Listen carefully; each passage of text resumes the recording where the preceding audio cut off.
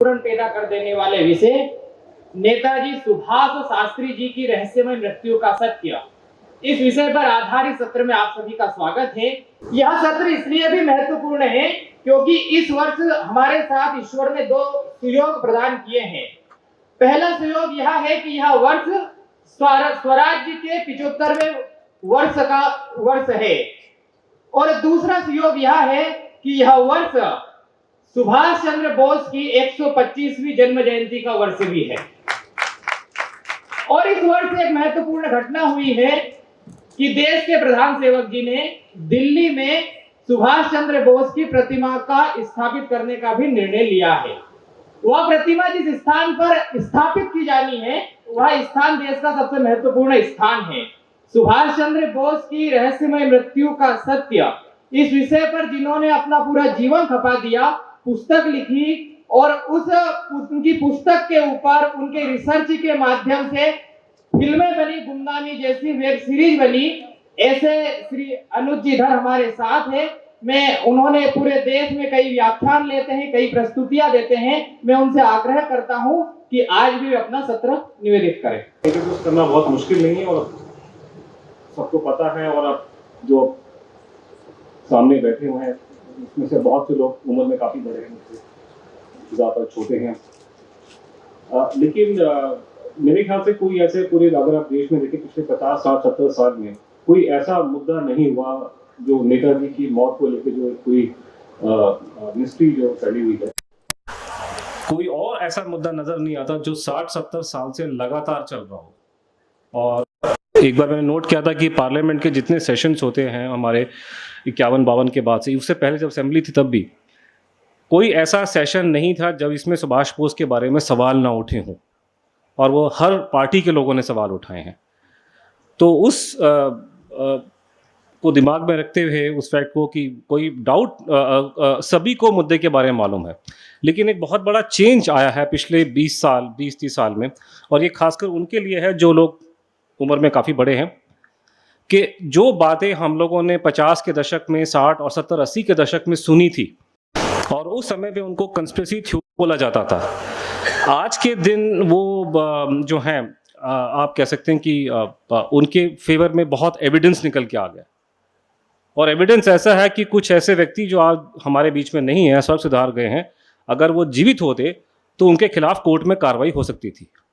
अब क्योंकि हमारे बीच में नहीं है तो हम लोग बात नहीं कर सकते। बहुत सारे डॉक्यूमेंट्स दिल्ली में और विदेशों में उपलब्ध हो गए हैं, बहुत सी इंफॉर्मेशन पब्लिक डोमेन में आ गई है, बहुत से डॉक्यूमेंट, बहुत सी ऐसी बातें जो पहले लोग नहीं कहना चाहते थे लेकिन आजकल खुल करके बोल रहे हैं।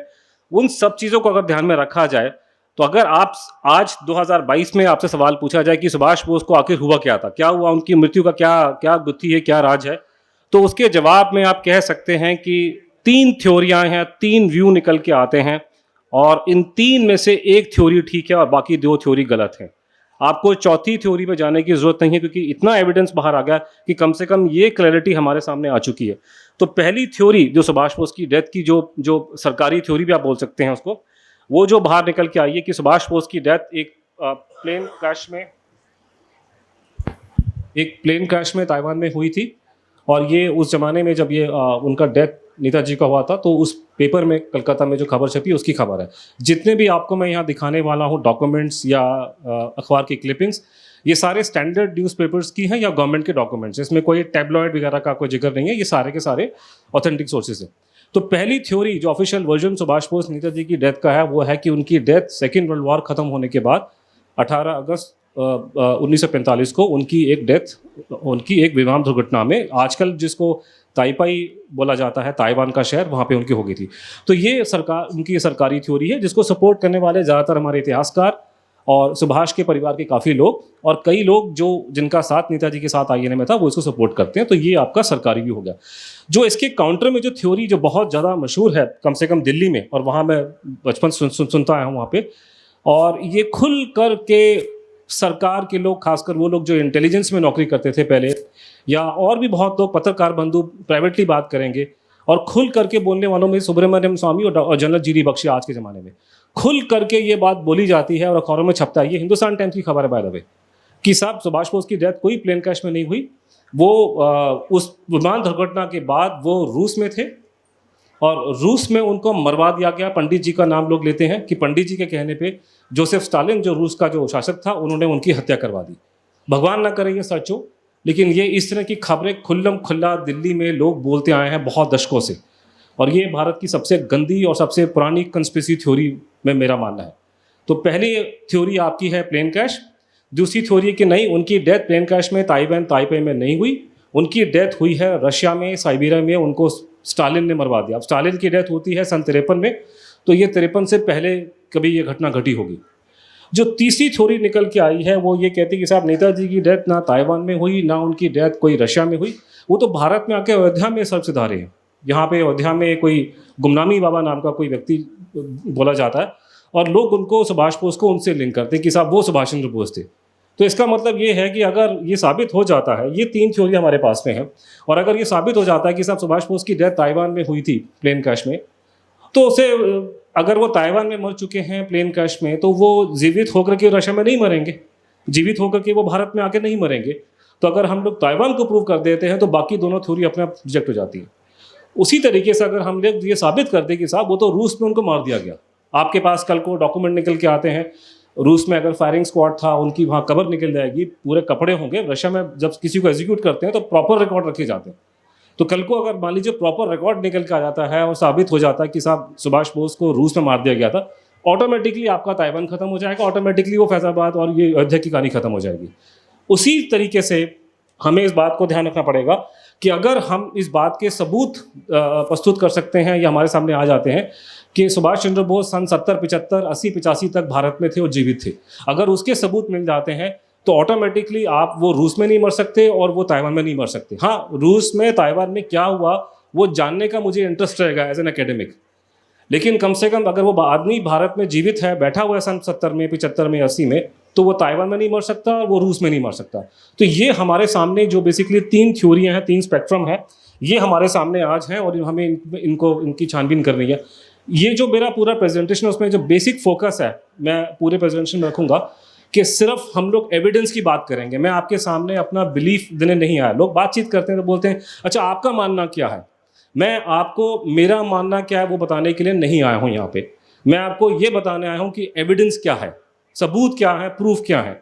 और सबूत कोशिश है और काफ़ी कुछ जो मेरी प्रेजेंटेशन में है वो सबूत लीगली टेनेबल है कि कोर्ट कचहरी भी उसको सबूत मानेगी, तो ज़्यादातर उस लेवल पे होगा। लेकिन अगर वैसा नहीं भी है तब भी अगर कुछ ऐसा सबूत भी मैंने उसको इंक्लूड मैं करूँगा अपनी प्रेजेंटेशन में जो कोर्ट कचहरी में तो एक्सेप्ट नहीं होगा एविडेंस के तौर पे, लेकिन आप और मैं उसको देखेंगे तो समझ जाएंगे कि हाँ ये बात सच है। कोर्ट कचहरी में हम साबित नहीं कर सकते लेकिन ये सत्य बात है। जैसे फॉर एग्जांपल ये आपके सामने की एक 1946 का एक रिपोर्ट है, अपने राजा बहादुर राघोजी भोसले जो अपने शिवाजी महाराज के डिसेंडेंट थे, ये उनका स्टेटमेंट है। वो कोई रैली निकली थी, उन्होंने सुभाष बोस के बारे में बोला कि नेताजी जो थे उनको शिवाजी महाराज से कंपेयर किया और कहा आप मर नहीं सकते, आप जीवित हो। इसको मैं एविडेंस नहीं मानता, ये एक बिलीफ है, ये एक आदमी की व्यथा है, वो चिंता होकर बोल रहा है सुभाष बोस के बारे में कि आप जीवित हैं, आप नहीं मरे। ये एविडेंस की कैटेगरी में नहीं आता। लेकिन इस चीज़ को मैं एविडेंस की कैटेगरी में डालूंगा कि महात्मा गांधी जी बहुत बड़े लीडर थे, सारी दुनिया में उनके कॉन्टैक्ट थे। गांधी जी ने खुल करके इस बात को पब्लिकली बार बार बोला है कि सुभाष बोस जीवित हैं। इसके बारे में इंटेलिजेंस की रिपोर्ट्स अवेलेबल हैं और बहुत कुछ रिकॉर्ड पर है। महात्मा गांधी जैसा व्यक्ति ऐसी बातों को बिना जाने पहचाने, बिना इन्फॉर्मेशन लिए नहीं बोलने वाला। हाँ, अब आप ये इन्फॉर्मेशन जो है वो लीगली एडमिसिबल नहीं है। क्यों? क्योंकि गांधी जी ने ये स्टेटमेंट कभी किसी कोर्ट के सामने नहीं दी, उनके ज़माने में कोई कमीशन इंक्वायरी नहीं बैठा, उन्होंने किसी कोर्ट में गवाही नहीं दी। तो टेक्निकली ये इन्फॉर्मेशन लीगली एडमिसिबल नहीं है, लेकिन एज ए जर्नलिस्ट के तौर पे, एज ए रिसर्चर के तौर पे मैं उसको बहुत क्रेडिबल मानता हूँ कि महात्मा गांधी जैसा व्यक्ति इस बात को नहीं बोलेगा जब तक उसको ये पता ना हो कि ये बात सच है। तो इस घेरे में रह करके कि हम लोग एविडेंस की बात करेंगे और अब अगर एविडेंस लीगली एडमिसिबल नहीं होगा तो क्रेडिबल होगा इस तरह के फॉर्मेट में। इसकी आगे की बात हम नहीं करेंगे। जो हियर से जिसको बोलते हैं वो बिलीफ, मेरा मानना ये है, मैंने सुना था, मेरे मामा जी ने ये बोला था, ये मैं इसको एविडेंस की कैटेगरी में नहीं रखता हूँ फिलहाल। इस तरह के बहुत से विचार लोग पब्लिक में देते हैं और होता क्या है, मैं मीडिया में रह चुका हूँ कि कोई बड़ा मशहूर आदमी है, बड़ा जाना माना आदमी है, वो बोलेगा जी साहब मैं तो बड़ा आदमी हूँ, मैंने ये बोला, हाँ उसने कहा तो ये सच्ची बात होगी। नहीं, ऐसा नहीं होना चाहिए। अब जैसे फॉर एग्जांपल ये एक न्यूज़ स्टेटमेंट है सुभाष बोस के परिवार के कोई व्यक्ति जो लंदन में रहते हैं, उन्होंने बोला कि it is criminal defamation to say Netaji became Gumnami Baba, कि सुभाष बोस गुमनामी बाबा बन गए, ये तो बड़ी गलत बात आप बोल रहे हैं, ये कैसे हो सकता है। अब ये सुनने में तो ये बहुत ठीक लग रहा है, लेकिन ये एक आदमी का ओपिनियन है, ये एविडेंस नहीं है, ये ओपिनियन है। हाँ, मीडिया के लिए ये बहुत बड़ी बात है कि साहब नेताजी का कोई रिलेटिव है, वो लंदन में रहता है, बड़ी अच्छी अंग्रेजी बोलता है, तो ये ठीक ही बोल रहा होगा और ये सुनने में बात अच्छी लग रही है। लेकिन प्लीज़ समझें कि ये एविडेंस नहीं है, ये एक आदमी का ओपिनियन है। हाँ, नहीं इसी तरह की बात को किसी कोर्ट कचहरी के सामने ठोक बजा के बोलता है तो उसको मैं कंसिडर करने को तैयार हूँ कि अगर उसमें ये हिम्मत है, अगर वो ये बात कोर्ट के सामने बोल रहा है, कमीशन के सामने बोल रहा है या रिकॉर्ड पे लेकर आ रहा है, तो उसको मैं कंसिडर करूंगा as an researcher. For example, इस चीज़ को मैं रिजेक्ट करता हूँ, लेकिन सन 70 और 74 के बीच में इस देश में एक आयोग बना था सुभाष बोस की डेथ को लेकर के, जीडी खोस्टा आयोग। कमीशन ऑफ इंक्वायरी में क्या होता है कि कमीशन के सामने अलग अलग पार्टीज होती हैं, उनके वकील आते हैं और वकील अपना व्यू प्रेजेंट करते हैं कि मेरी पार्टी मेरा जो क्लाइंट है वो क्या कहना चाहता है। तो और उसमें आखिर में एक होता है आर्गूमेंट सेशन, जहाँ पे वकील जो हैं अलग अलग पार्टीज के, वो आकर के अपनी बातें बोलते हैं कि ये हमारा कहना है और ये हमारी बात बोलनी। खोस्ता कमीशन से मेरा कुछ लेना देना नहीं है। खोस्ता कमीशन इंदिरा गांधी सरकार ने बनाया था, उसकी रिपोर्ट अवेलेबल है, सरकारी फाइलों आप जाएंगे तो आपको मिल जाएगी। उस रिपोर्ट ने सरकार को सपोर्ट किया था। जीडी खोस्ता साहब पंडित जी के दोस्त थे, तो इसमें कोई आदमी उंगली नहीं उठा सकता। इस रिपोर्ट में ये साफ मेंशन किया हुआ है कि नेताजी के परिवार का वकील एनडी मजूमदार, जिसकी फोटो यहाँ लगी है, जो किसी जमाने में वेस्ट बंगाल गवर्नमेंट का लॉ मिनिस्टर भी था, लंदन से पढ़ के आया था, बैरिस्टर था, बड़ा जाना माना। एनडी मजूमदार जो सुभाष बोस की फैमिली का वकील है, वो 1973 में कमीशन के सामने आके छाती ठोक करके बोल रहा है कि सुभाष बोस जीवित हैं। तो मेरे लिए वो जो पिछली खबर थी, मैं उसको नहीं मानूंगा, क्योंकि वो एक स्टेटमेंट दी गई है मीडिया में। ये एक नेताजी के परिवार का वकील कमीशन के सामने ऑन रिकॉर्ड आर्गूमेंट कर रहा है कि वो जीवित है 73 में। तो इस तरह से ये हमारा जो है पूरा ये खांचा चलेगा आगे का। पहली चीज़ आती है कि ये प्लेन कैश की थ्योरी क्या चीज़ है। वो नेताजी के डेथ के बारे में जो बोलते हैं कि साहब वो प्लेन कैश में मर गए थे। देखिए, नेताजी के बारे में ये होता है कि 7 अगस्त और 9 अगस्त को हमें पता है कि सेकेंड वर्ल्ड वॉर हो रही थी। सुभाष चंद्र बोस जापान की मदद से लड़ाई लड़ रहे थे, जापान के और इटली और जर्मनी, खासकर जापान, क्योंकि वो यहाँ पर आ गए थे सन 43 के बाद में साउथ ईस्ट एशिया के अंदर।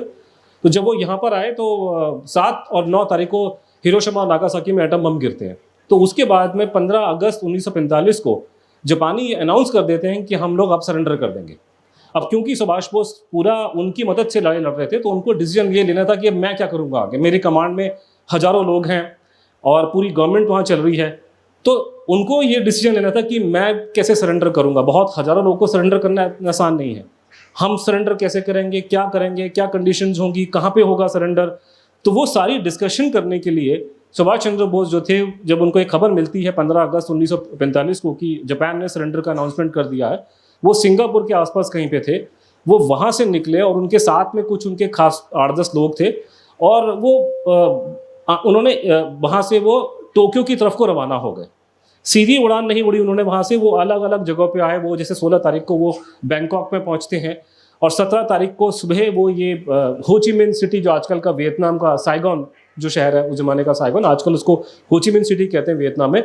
तो ये वहाँ पे उनका जहाज उनका उतरता है प्राइवेट, और उनकी आखिरी फोटो वहाँ ली जाती है और उनके साथ में 5-7 आदमी इस जहाज में और एक और 2 जहाज में आते हैं लोग करके। वहाँ पे उनका कुछ बातचीत होती है, फिर वो कहते हैं कि चलो हम लोग आगे किसी और जहाज में हम लोग जाएंगे जापान, टोक्यो की तरफ को। तो वो जहाज वहाँ से अगले दिन पहुँच जाता है आज के ज़माने का जो ताइपाई शहर है ताइवान का, वहाँ पे। और वहाँ पे कहा जाता है कि वहाँ पे टेक ऑफ के टाइम पे उसमें वो जहाज जो है क्रैश लैंड करता है। सुभाष बोस की मौत जो है बड़ी दर्दनाक हुई थी, अगर इसको बात को सच मान लें कि वो उससे तो नहीं मरे थे प्लेन क्रैश से, लेकिन वो बॉम्बर जहाज था, उसमें बैठने की सीटें नहीं थी, तो पालती पालती मार के वो ज़मीन पे बैठे थे कुशन के साथ में, और उनके ऊपर मिट्टी के तेल का टैंक था, वो फट जाता है। और वो फटने से जब वो जहाज का नीचे गिरता है, जहाज इम्पैक्ट होता है, टैंक फटता है, तो उनके कपड़ों में यहाँ पे सारे वो गैसोलाइन लग जाता है, मिट्टी का तेल। और जब वो बाहर कूदते हैं जहाज के, तो उनके कपड़ों में आग लग जाती है। उनके साथी और जो जापानी जो उस टाइम जहाज में मौजूद थे, उनका एक साथी भारतीय, उनका एडीसी था हबीबुर रहमान, और कुछ जापानी वो कोशिश करते हैं उनकी जान बचाने के लिए, सारे कपड़े फाड़ देते हैं, लेकिन उनको 3rd डिग्री बर्न्स होता है, उनको हॉस्पिटल लाया जाता है वहाँ पे सामने फटाफट। और उसी रात को 18 अगस्त की रात को उनकी सुभाष चंद्र बोस की ताइवान में डेथ हो जाती है। और उसके बाद में उस अस्थियों को सुभाष चंद्र बोस की दे देते हैं और वो अस्थियां आज तक रनकुजी टेम्पल में पड़ी हुई हैं। तो ये मोटा मोटा नेताजी की प्लेन कैश की स्टोरी है। अब इस प्लेन कैश की स्टोरी में जो आपको मैंने जो जितनी बातें बताई हैं, बेसिकली ये हियर से है। ये सारी कहानी लोगों के कहने पे आधारित है कि लोगों ने कहा कि ऐसा हुआ था, यहाँ पे ऐसे आए थे, यहाँ से ऐसे प्लेन कैश हुआ था। और ये अगर आप इसको कंपेयर करेंगे, जैसे हमारे दिल्ली में संजय गांधी जी का जो प्लेन क्रैश में एक्सीडेंट हुआ, या राजा माधवराव सिंधिया जी का जो हुआ था करके, उसमें बिल्कुल क्लियर कट कहानी है कि आपके सामने संजय गांधी एयरपोर्ट में आते हैं, आपके सामने वो जहाज में चढ़ते हैं, आपके सामने वो जहाज क्रैश होता है, आपके सामने उनकी डेड बॉडी रिकवर हो जाती है, आपके डेड बॉडी की फोटोग्राफ आपके पास में अवेलेबल है, तो उसमें कुछ डाउट नहीं रह गया। लेकिन सुभाष बोस की पूरी कहानी हियर से पे बेस्ड है। इसमें एविडेंस नाम की चीज नहीं है, सिर्फ यही बेस है कि कुछ लोगों ने, जापानियों ने कहा है कि प्लेन क्रैश हुआ है, उन्होंने कहा कि ऐसा हुआ था। क्या उसमें एविडेंस था? एविडेंस नहीं था। इसीलिए 1962 के आसपास एक पार्लियामेंट में कोई डिबेट होती है और पंडित नेहरू वहां पर फिर बोलते हैं कि साहब सुभाष बोस की डेथ हो गई है। तब नेताजी के एक बड़े भाई उनको कन्फ्रंट करते हैं, चिट्ठी लिखते हैं कि मेरे भाई के मरने का तो मुझे डायरेक्ट और कंसाइज प्रूफ मुझे दो आप। अब भूलिए मत, पंडित जी खुद वकील थे, पंडित जी प्रधानमंत्री थे, पंडित जी ने इंटेलिजेंस की रिपोर्ट देख रखी थी।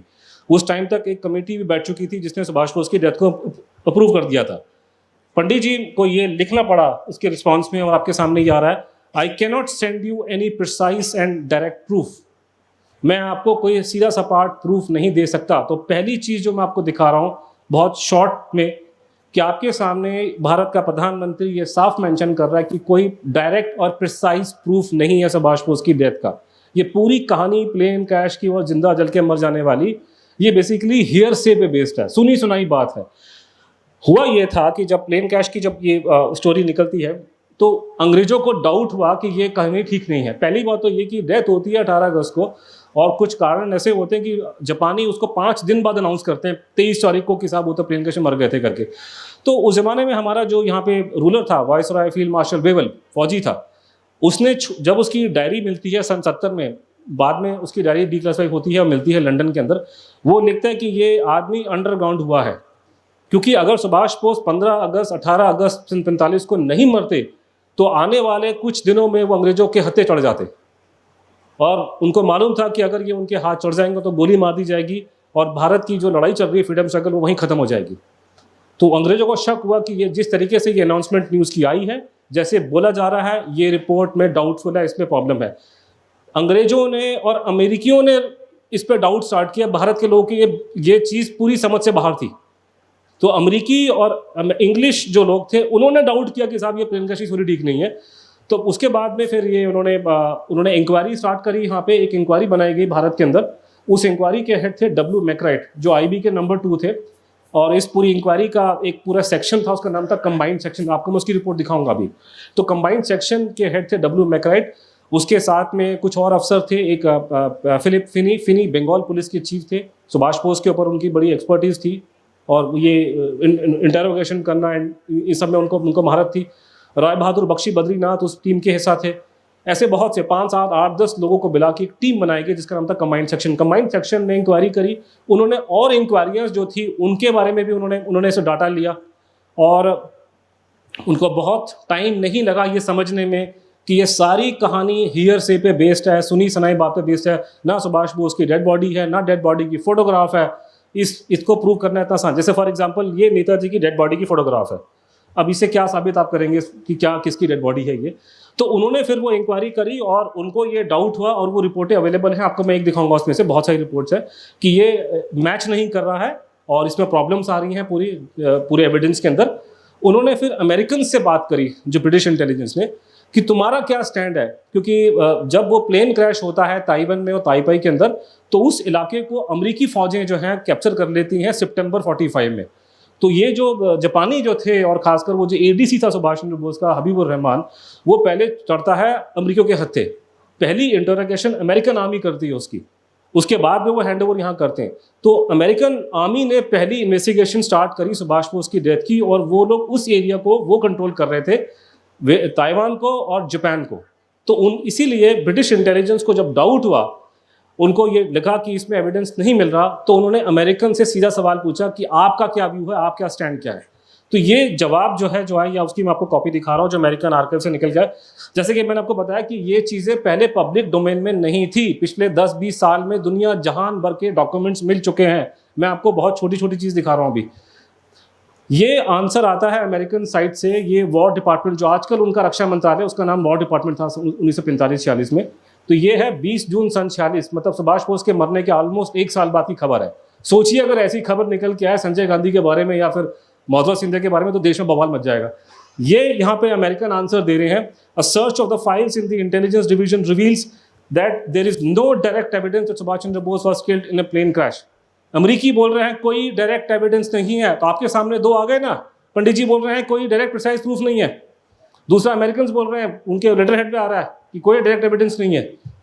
उसके बाद में हम सीधा जंप करके आते हैं आज के ज़माने में, कि मैं कोशिश करूँ कि आज की बातें करूँ, पुरानी बातों को मैं ज़्यादा नहीं रिस्क करना चाहता।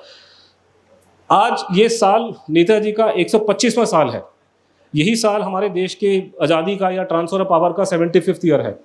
इसी तरीके से आज से 25 साल पहले नेताजी के 100 साल पूरे हो गए थे 97 में, और देश के 50 साल हुए थे।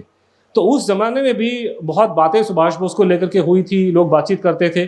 तो जब वो बात चल रही थी और नेताजी की बात 25 साल पहले उसका जिक्र हुआ था उन चीज़ों का, तो कुछ लोगों ने, वो लोग जो नेताजी की प्लेन क्रैश में मरने की थ्योरी को सपोर्ट करते हैं, उन्होंने ये बात बोली कि उनकी अस्थियां जापान में पड़ी हैं, अगर वो जीवित भी होते तो अब तक तो आ जाते, अब तो कुछ बचा नहीं है, तो उनकी अस्थियां वहाँ पड़ी हैं, उनको भारत में लाने का टाइम आ गया। अब ये सब कहानी खत्म करो और अस्थियां उनकी भारत में लेकर आ जाओ, और ये खेल, और 100 साल में उनको ये उनके नाम पे कोई मेमोरियल वगैरह यहाँ बनना चाहिए। तो जब ये डिमांड वहाँ पे उठती है, तो उस जमाने के जो रक्षा मंत्री थे मुलायम सिंह जी, उन्होंने ये बात अनविटिंगली बोल दी कि मैं उनकी अस्थियों को लेकर के आऊँगा। तो जब मुलायम सिंह जी ने ये स्टेटमेंट दिया, तो कुछ लोगों ने कलकत्ता हाई कोर्ट में एक PIL लगा दी, और उन्होंने बोला कि भारत सरकार बिना इस बात को ठोक बजा के कन्फर्म किए बिना कि हड्डियाँ सुभाष बोस की ही हैं, अस्थियाँ सुभाष बोस की, उनको भारत में ना लेकर आए। तो उस जमाने में जैसे आपको मालूम है कि हमारे देश में एक प्रोटोकॉल है कि चीफ जस्टिस जो होते हैं लोकल हाई कोर्ट्स के, वो उस स्टेट के नहीं होते। तो प्रभाशंकर मिश्रा जी जो थे उस जमाने में चीफ जस्टिस थे कलकत्ता हाई कोर्ट के, ये मामला उनके पास में है। प्रभाशंकर जी अब नहीं है, मैं उनसे मिला था, लेकिन जो कोर्ट में हुआ वो उन्होंने कोर्ट के ऑर्डर में लिखा हुआ है। तो कोर्ट के ऑर्डर में क्या लिखा है कि प्रभाशंकर मिश्रा जो चीफ जस्टिस थे कलकत्ता हाई कोर्ट के, उन्होंने भारत सरकार से पूछा कि तुम्हारा इस केस में स्टैंड क्या है। अब यहाँ एक बड़ी बात समझने वाली है कि जब हमको कोई टीवी के चैनल में बुलाया जाता है और किसी पार्टी के प्रवक्ता को बुलाया जाता है, उन्हें स्पिन डॉक्टर्स कहते हैं इंग्लिश के अंदर, प्रखर जी का मालूम है। स्पिन डॉक्टर्स जो होते हैं वो चीज़ों को घुमा देते हैं, इधर की बात उधर की, और इतना बोलने का टाइम नहीं होता। लेकिन कोर्ट कचहरी में खासकर तब जब जज को केस में इंटरेस्ट हो, तो वहाँ पे स्पिन डॉक्टरिंग नहीं चलती, आपको सीधी बात करनी पड़ेगी, जज आपसे कन्विंस नहीं होने वाला भैया। तो उस जमाने में, और एक और बड़ी इंटरेस्टिंग बात है, अगेन ये आपको सरप्राइज नहीं लगेगा, लेकिन जब जब इस देश में एक नॉन कांग्रेस गवर्नमेंट आई है, तब तब सुभाष बोस के केस में कुछ ना कुछ प्रगति हुई है। जब मोरारजी भाई की गवर्नमेंट आई तो कुछ प्रगति हुई, जब VP सिंह की गवर्नमेंट आई तो प्रगति हुई। हमने रूस से पहली बार जो बात करी है सुभाष बोस के लेके, वो भी VP सिंह के टाइम पे बातचीत करी है। जब तक पंडित जी थे पावर में, पंडित जी ने कभी बात नहीं करी उनसे, खुलकर नहीं की, मतलब अगर सीक्रेटली की हो तो बात अलग है। तो इस तरीके से जब ये 97 में जब ये पूरा प्रकरण चल रहा था, तो देवेगौड़ा जी की सरकार थी, तो सरकार के वकील से पूछा गया तुम्हारा स्टैंड क्या, और ये कोर्ट का ऑर्डर मैं कोट कर रहा हूँ, कोर्ट के ऑर्डर में मेंशन किया हुआ है कि प्लेन क्रैश थ्योरी की बात की जाती है, लेकिन उसके अंदर बहुत सारे कंट्राडिक्शंस हैं, उसमें लूप होल्स हैं, उसमें प्रॉब्लम्स आ रही हैं। तो जज ने बोला कि गवर्नमेंट खुद एडमिट कर रही है कोर्ट में आकर कि साहब आपकी ये प्लेन क्रैश की थ्योरी में प्रॉब्लम आ रही है, तो इसकी आप प्रॉपर इंक्वायरी करवाइए आप लोग इस चीज़ की। तो ये कोर्ट का ऑर्डर आया, और जब तक कोर्ट का ऑर्डर आता है तो अटल जी की सरकार बन जाती है। अटल बिहारी वाजपेयी का बहुत बड़ा लिंक है इस पूरे केस के साथ में। 1960 के दशक से पार्लियामेंट में अटल जी सवाल को उठाया करते हैं सुभाष बोस के बारे में। और जैसे अभी मोदी जी ने दिल्ली में बहुत सबसे इम्पॉर्टेंट जगह हमारे देश की, वहाँ नेताजी की मूर्ति के लगाने की बात करी है। इसी तरीके से आपको सुन के बड़ी हैरानी होगी, सुभाष बोस की पार्लियामेंट में फोटो तक नहीं लगी थी, जबकि उसकी डिमांड HV कामत ने 1947 में लगी थी, जब हमारी असेंबली थी और बाद में वो पार्लियामेंट बनी है। ये जाकर के 1978 में मोरारजी भाई के टाइम पे अटल जी और समर गुहा ने मिलकर के फोटो लगवाई है उनकी। बस 78 तक सुभाष बोस की पार्लियामेंट फोटोग्राफ तक नहीं थी, ये हालत इस देश में था। तो उसी तरीके से ये कि वो अटल बिहारी वाजपेयी जो इतनी खुलकर के बातें बोलते थे, और उनका पूरा इसमें पूरी सुभाष बोस की कहानी में उनका पूरा नाम चलता है, तो वो तो एकदम से कोर्ट की आदेश की अवहेलना नहीं कर सकते। कांग्रेस होती तो कर देती, क्योंकि इस तरह का एक ऑर्डर पहले राजीव गांधी के टाइम पे आपके राजस्थान हाई कोर्ट ने भी दिया था, लेकिन कांग्रेस ने इसको इग्नोर कर दिया। तो यहाँ पे दिल्ली में मीटिंग होती है, उस जमाने के होम सेक्रेटरी, ये पूरा नेताजी का मुद्दा होम मिनिस्ट्री के अंदर में आता है। तो अडवाणी जी वहाँ हैं, अपने सोली सराब जी थे, ये सब की मीटिंग होती है और डिसीजन लिया जाता है कि हम एक कमीशन ऑफ इंक्वायरी सेटअप करेंगे। सुप्रीम कोर्ट के चीफ जस्टिस को पूछा जाता है कि किसी जज का नाम दीजिए, रिटायर्ड जज का, जो इसको इंक्वायरी को आगे लेके जाएगा। उसमें जो मेरे को सुनने में आया था, जस्टिस थॉमस का नाम पहले मेरे ख्याल से सर्कुलेशन में था, लेकिन वो हो नहीं पाया। फिर justice Manoj Kumar Mukherjee, retired supreme court के जज, अभी पिछले साल ही वो नहीं रहे, जस्टिस मनोज कुमार मुखर्जी जो थे, उनको बोला गया कि आप इस पर इंक्वायरी करें। और ये बड़े जाने माने जज थे, बड़े सीधे सिंपल कंट्रोवर्शियल नहीं थे, टू द पॉइंट बात करते थे, खानदानी किस्म के आदमी, उनके पिताजी भी जाने माने वकील थे। तो जस्टिस मनोज कुमार मुखर्जी के सामने, ये अगेन एक इंपॉर्टेंट बात मैं बता रहा हूँ, मुखर्जी कमीशन के सामने जो 1999 से 2005 तक इंक्वायरी चलती है, भारत सरकार के वकील का स्टैंड था कि प्लेन कैश की थ्योरी ठीक नहीं है। ये रिकॉर्ड पर बात है। इनफैक्ट जो मुखर्जी कमीशन का जो आर्गूमेंट सेशन हुआ है 2005 में, और 2005 में मनमोहन सिंह की गवर्नमेंट को आए हुए 5-6 महीने हो चुके थे कम से कम, उसने 2005 में आकर के ये साफ बोला है कि प्लेन कैश नहीं हुआ था। ये सरकारी वकील का स्टैंड था कमीशन के सामने। तो आपके सामने ये एक के बाद एक डेटा निकल के आ रहा है कि पंडित जी मना कर रहे हैं, अमेरिकन मना कर रहे हैं, कोर्ट में सरकार मना कर रही है, कमीशन के आगे सरकार मना कर रही है। तो फिर जस्टिस मुखर्जी ने ही जो अपनी कमीशन की रिपोर्ट दी है 2005 में, उन्होंने ये इस्टेब्लिश किया कि कोई ये प्लेन कैश की थ्योरी गलत थी। ये पूरी सुभाष बोस ने एक नकली, एक अपनी मतलब उनकी जान बचाने के लिए एक नकली स्टोरी को प्लांट किया गया। और उन्होंने अपनी रिपोर्ट में लिखा कि मैन में लाई बट सर्कमस्टेंसेस डू नॉट। आदमी झूठ बोलता है लेकिन परिस्थितियां झूठ नहीं बोलती हैं। ये पूरी कहानी, नकली कहानी, सुभाष बोस की डेथ की कहानी को गढ़ा गया और नेताजी और जापानियों ने मिल करके, उनके सपोर्टर्स ने मिल करके नकली कहानी को प्लांट किया गया। और असली आदमी इस नकली कहानी के मतलब प्लांट करने के आसपास रूस की तरफ को चला गया, क्योंकि वहीं उसी कंट्री से उनको आगे मदद मिलने वाली थी। तो ये मुखर्जी कमीशन ने अपनी रिपोर्ट में ये बात अपनी लिख दी है। इसी के दौरान जब ये कमीशन का काम चल रहा था, उसमें बहुत सी घटनाएं घटी। लेकिन एक और बात जो अभी रेलेवेंट है हमारे लिए, पता नहीं क्या कारण है कि हमारे देश को, भारत सरकार को शुरुआत से ही ताइवान से बड़ी एलर्जी है। जो भी इंक्वायरी करवाते हैं ये ताइवान में इंक्वायरी नहीं करवाते जहाँ पे प्लेन क्रैश हुआ था। अगर कोई घटना घटी है इंदौर के अंदर, कुछ प्रॉब्लम यहाँ हुई, तो मैं इंदौर में इंक्वायरी करूंगा, उसकी इंक्वायरी मैं जाके कलकत्ता में नहीं करने वाला। लेकिन भारत सरकार जो थी वो इंक्वायरी नहीं करना देना चाहती थी। और बड़े शर्म की बात यह है कि जब खोस्ता आयोग बैठा था या उससे पहले इंक्वायरी थी, तो उस जमाने की कांग्रेस सरकारों ने उन इंक्वायरीज को ताइवान में जाने से मना किया था।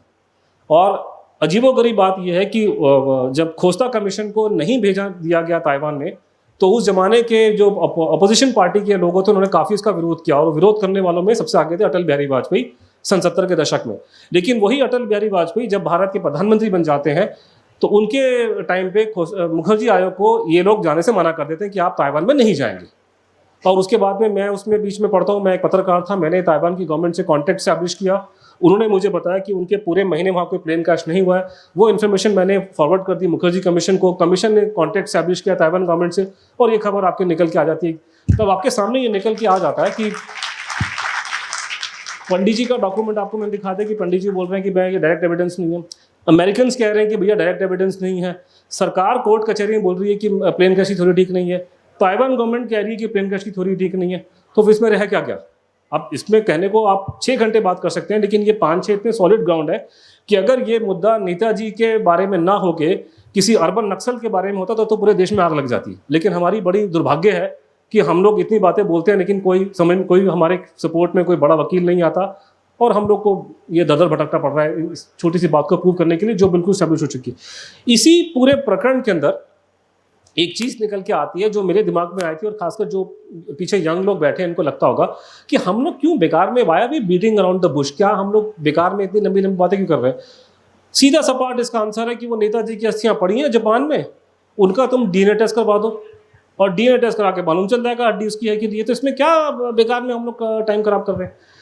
उसमें एक 2-3 बड़ी इंटरेस्टिंग कहानियाँ। वो पहली कहानी ये है कि अस्थियां जापान में हैं, लेकिन उसका कंट्रोल हमारी सरकार के पास में। 1952 में जो हमारा एम्बेसी थी उसने उनका कंट्रोल ले लिया, और वो जो मंदिर का जो पुजारी है उसको हम चुपचाप से पैसा हमको उसको देते हैं। ये बात पब्लिक में नहीं थी, ये टॉप सीक्रेट बात थी, लेकिन अब मालूम चल गई है कि हम मंदिर के पुजारी को पैसा देते हैं और वो मंदिर में जो अस्थियां रखी है उसका कंट्रोल हमारी एम्बेसी के पास में। उसका मतलब ये है कि अगर आपने उसमें जापान सरकार इन्वॉल्व नहीं है, उन्होंने अपना पल्ला झाड़ दिया उस पूरे केस से, आप डीएनए टेस्ट करवाना चाहते हैं तो कल सुबह हो जाएगा, इसमें कोई रोक टोक नहीं है करवाने के लिए।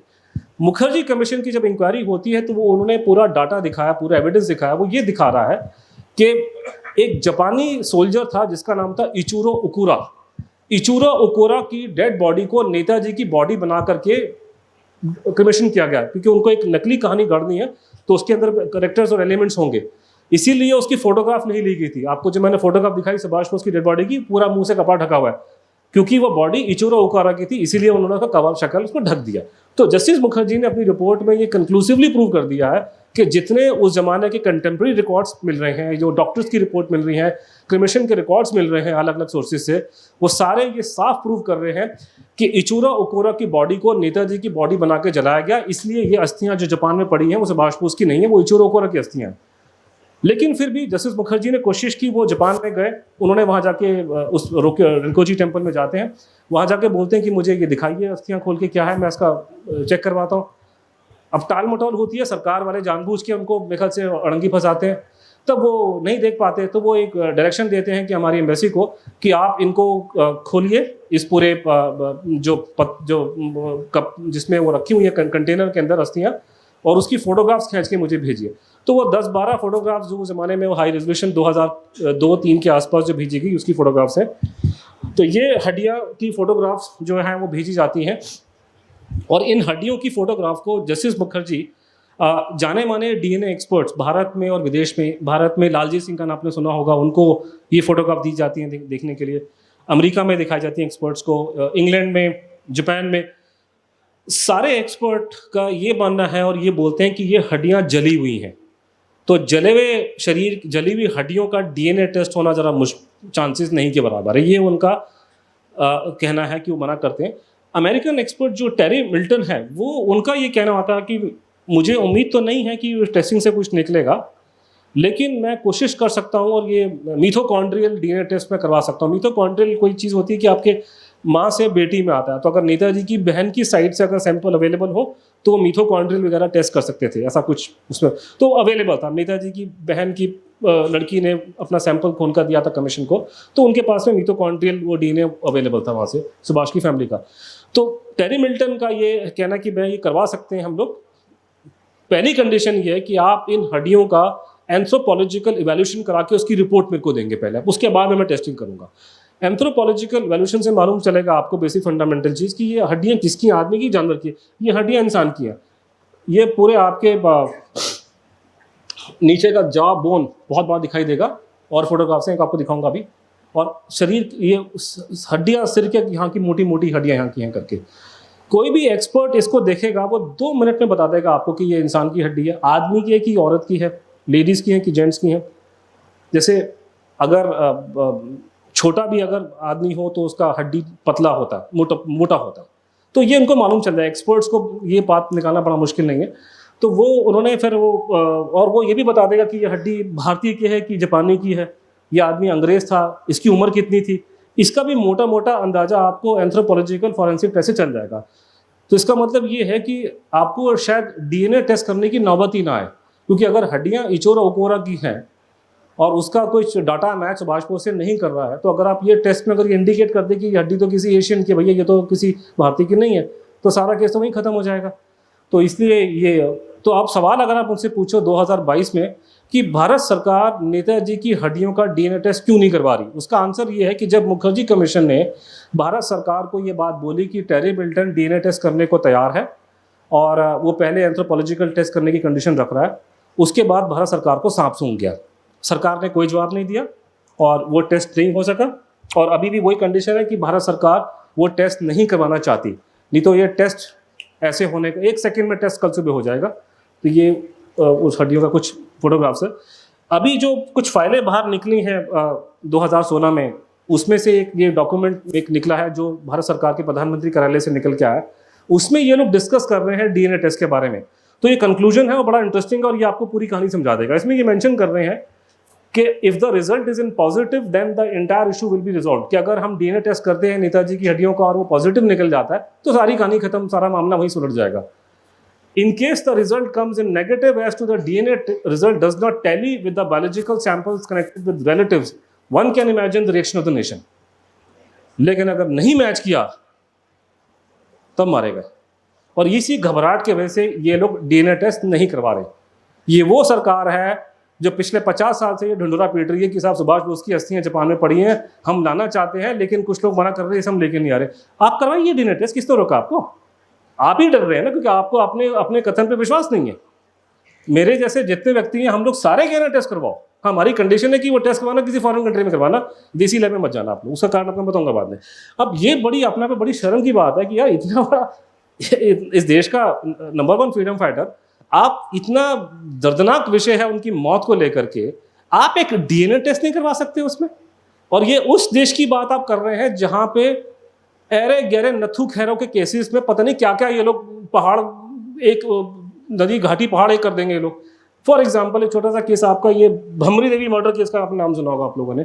भमरी देवी मर्डर केस में क्या हुआ था, सीबीआई को प्रॉब्लम ये आ रही थी कि भमरी देवी की डेड बॉडी अवेलेबल नहीं थी। जब तक डेड बॉडी नहीं है आप साबित कैसे करोगे वो व्यक्ति नहीं बचा।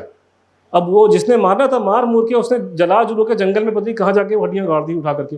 तो सीबीआई ने पूरी इंक्वायरी करी, इंक्वायरी करके वो लोकेट किया उस इलाके को, कहाँ वो हड्डी थी वो उसको ढूंढ के निकाला, और निकाल करके भमरी देवी की हड्डियाँ भेजी उन्होंने अमेरिका में FBI लैब में, और वहाँ से रिपोर्ट आती है अमेरिका से कि हड्डी उसी की, और केस पूरा क्रैक कर जाता है।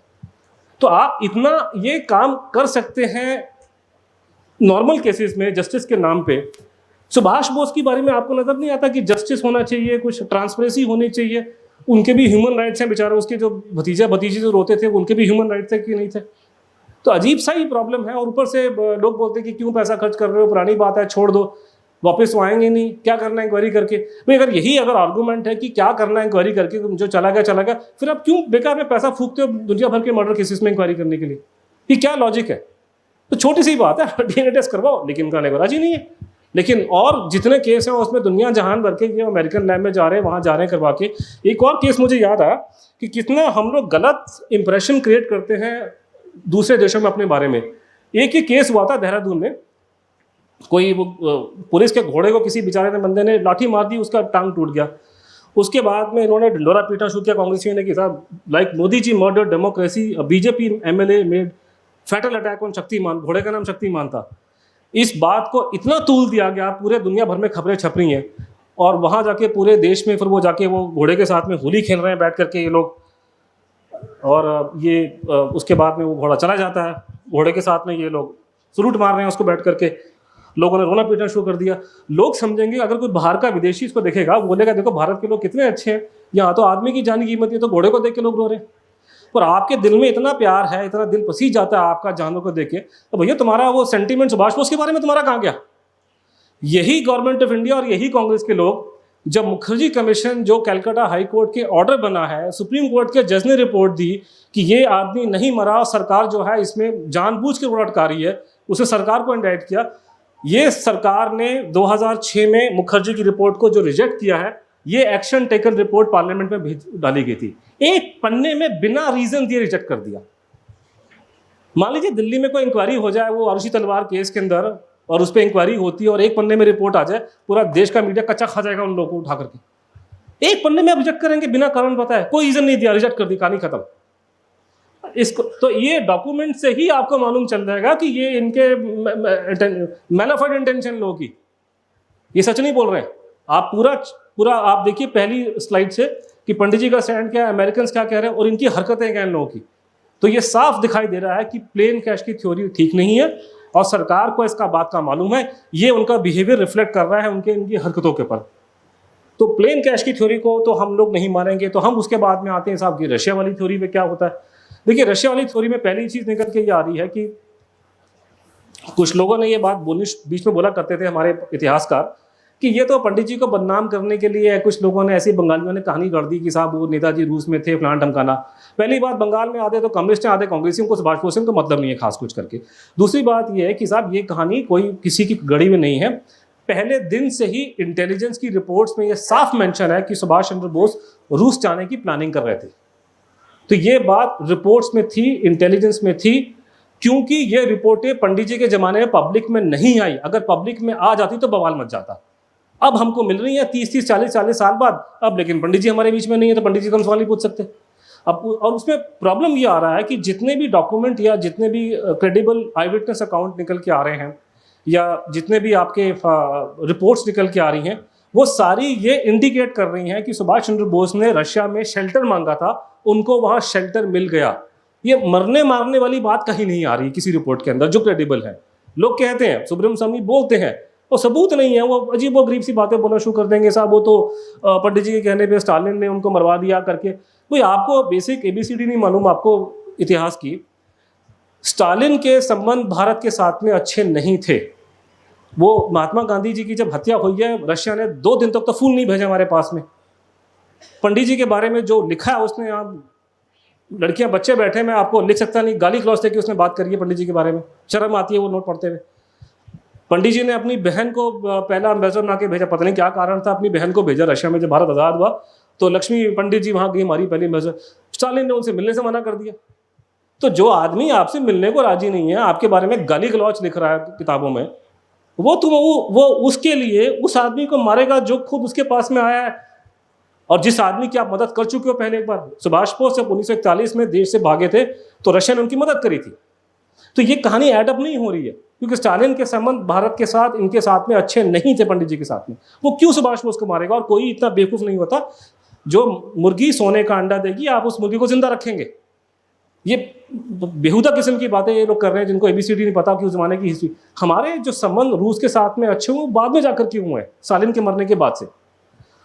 अब ये प्रॉब्लम आ रही है। तो अब इसमें कि जो रिपोर्ट की जहाँ तक बात है, आपको मैंने बताया कि वो W. मैकराइट के द्वारा उसके कमांड में एक कंबाइंड सेक्शन ने इन्वेस्टिगेशन किया था। तो उसमें से एक आपको मैं रिपोर्ट दिखा रहा हूँ, जो कंबाइंड सेक्शन की रिपोर्ट जो लास्ट अवेलेबल है, ये उस रिपोर्ट के कुछ हिस्से हैं। तो जो अंग्रेजों ने इंक्वायरी की उसमें उन्हें ये रिपोर्ट जो है, जो कंबाइंड सेक्शन की जो लास्ट रिपोर्ट है, ये मैंने एक फॉर्मर डायरेक्टर IB को दिखाई थी। और उन्होंने मुझे एक बड़ी अच्छी बात बताई। उन्होंने मुझे बताया कि पत्रकारिता में, जर्नलिज्म में और हमारे इंटेलिजेंस के अंदर एक चीज़ कॉमन होती है। वो कॉमन ये होती है कि 3 इंडिपेंडेंट सोर्सेज अगर कन्वर्ज कर जाएं एक पॉइंट पे तो वो 100% करेक्ट है। जैसे फॉर एग्जांपल, एक आदमी युगांडा में बैठा हुआ है और वो कहता है कि बिन लादेन जो है अबोटाबाद में बैठा पाकिस्तान में। दूसरा आदमी जिसका कोई लिंक नहीं है युगांडा वाले के साथ में, वो बैठा साउथ अमेरिका में, वो कहता है कि बिन लादेन, असामा बिन लादेन अबोटाबाद में बैठा हुआ है। उसका कोई तीसरा आदमी जिनका कनेक्शन इन दोनों के साथ में नहीं है, 3 अलग अलग डिफरेंट सोर्सेज कंफर्म कर रहे हैं कि बिन लादेन अबोटाबाद में है। That is more than sufficient information for any government of any कहीं पे भी। तो यहाँ पे इस रिपोर्ट में क्या निकल के आ रहा है, जो कंबाइंड सेक्शन की रिपोर्ट है आखिरी नेताजी की डेथ के ऊपर, इसमें मल्टीपल सोर्सेस कन्वर्ज कर रहे हैं एक जगह पे कि सुभाष बोस जीवित थे। अब उसमें महात्मा गांधी का नाम है, उसको अभी फिलहाल छोड़ दो, लेकिन इसमें ये मेंशन उसमें किया हुआ है यहाँ पे कि it seems clear that Bose and staff were trying to make a gateway to Russia, कि सुभाष बोस और उसके साथी रूस जाने की प्लानिंग कर रहे थे। इसका मतलब ये है कि 2006 में जब भारत सरकार ने मुखर्जी कमीशन की रिपोर्ट रिजेक्ट की थी, तो हमारे उस जमाने के गृह मंत्री ने इस बात को तक नकार दिया कि सुभाष बोस रूस जाने की प्लानिंग कर रहे थे, जबकि साफ रिपोर्टों में लिखा है इंटेलिजेंस की रिपोर्ट में कि वो रूस जाने की प्लानिंग कर रहे थे। यहाँ पर ये लिखते हैं कि जो लोग सुभाष बोस के साथ थे आखिरी समय में, all have been examined, interrogated and appear to have lied. वो झूठ बोल रहे हैं, वो सच नहीं बोल रहे हैं। सबसे इंपॉर्टेंट पार्ट जो इस कंबाइंड सेक्शन की रिपोर्ट का जो है आखिर में, वो रशियन सोर्सेज को साइट कर रहे हैं कि रशियन डिप्लोमेट्स कह रहे हैं कि सुभाष बोस जीवित है और रूस के अंदर है। जैसे फॉर एग्जाम्पल यहाँ लिखा हुआ उन्होंने, informed by Russian ambassador in Kabul that there were many Congress refugees in Moscow and Bose was included in their number. There is little reason for such persons to bring Bose into fabricated stories.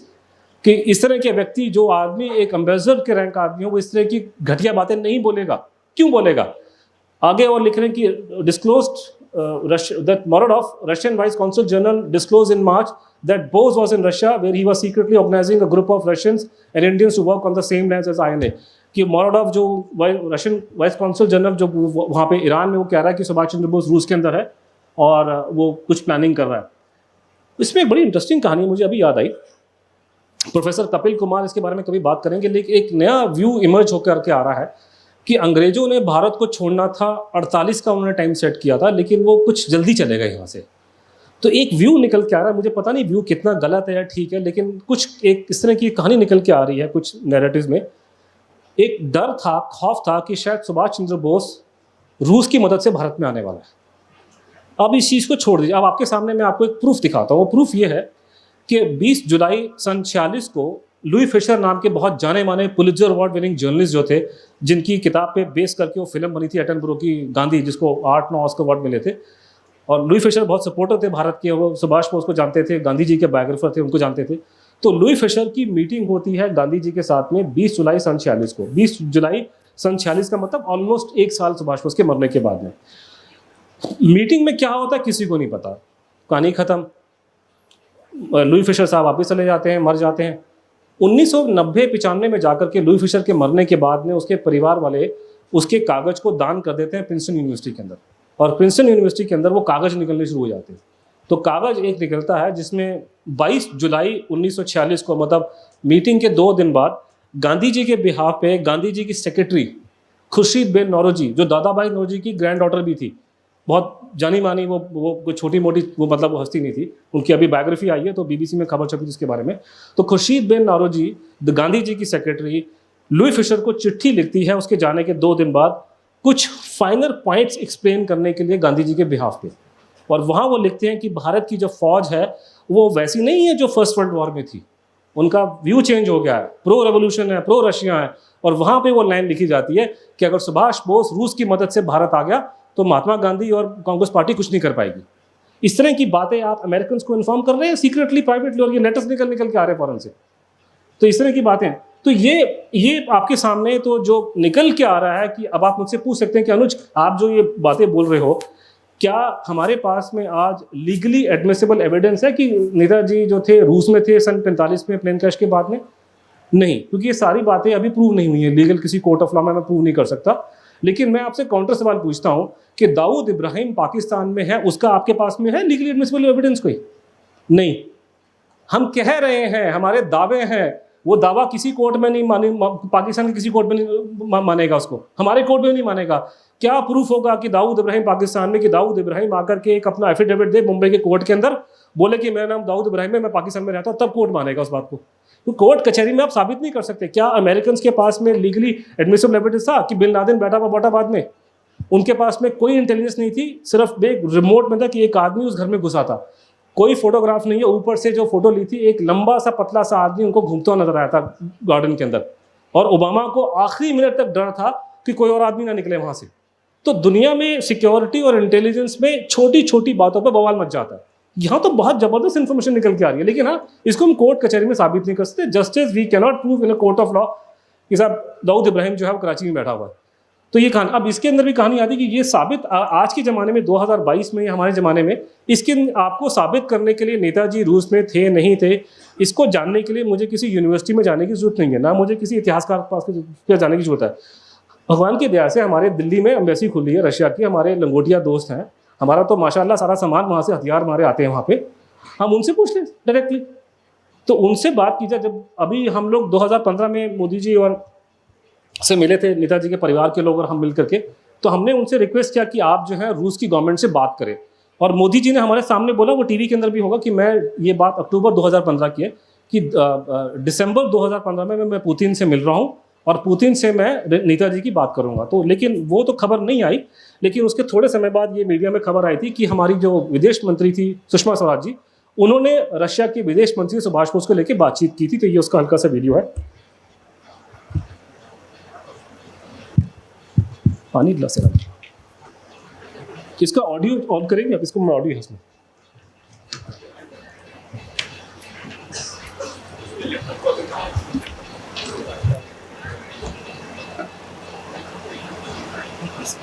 कि we have no information about Subhash Bose, ये रूस की सरकार ने हमको बताया।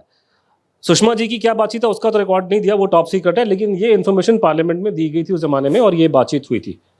अब इसमें प्रॉब्लम ये है कि ये स्टैंडर्ड लाइज हैं, ये ऐसे सरकारें जब झूठ बोलती हैं, ऐसे वर्ड यूज़ करती हैं, मेरे को समझ में नहीं आ रहा कि भारत सरकार क्यों इस बात को मान रही है।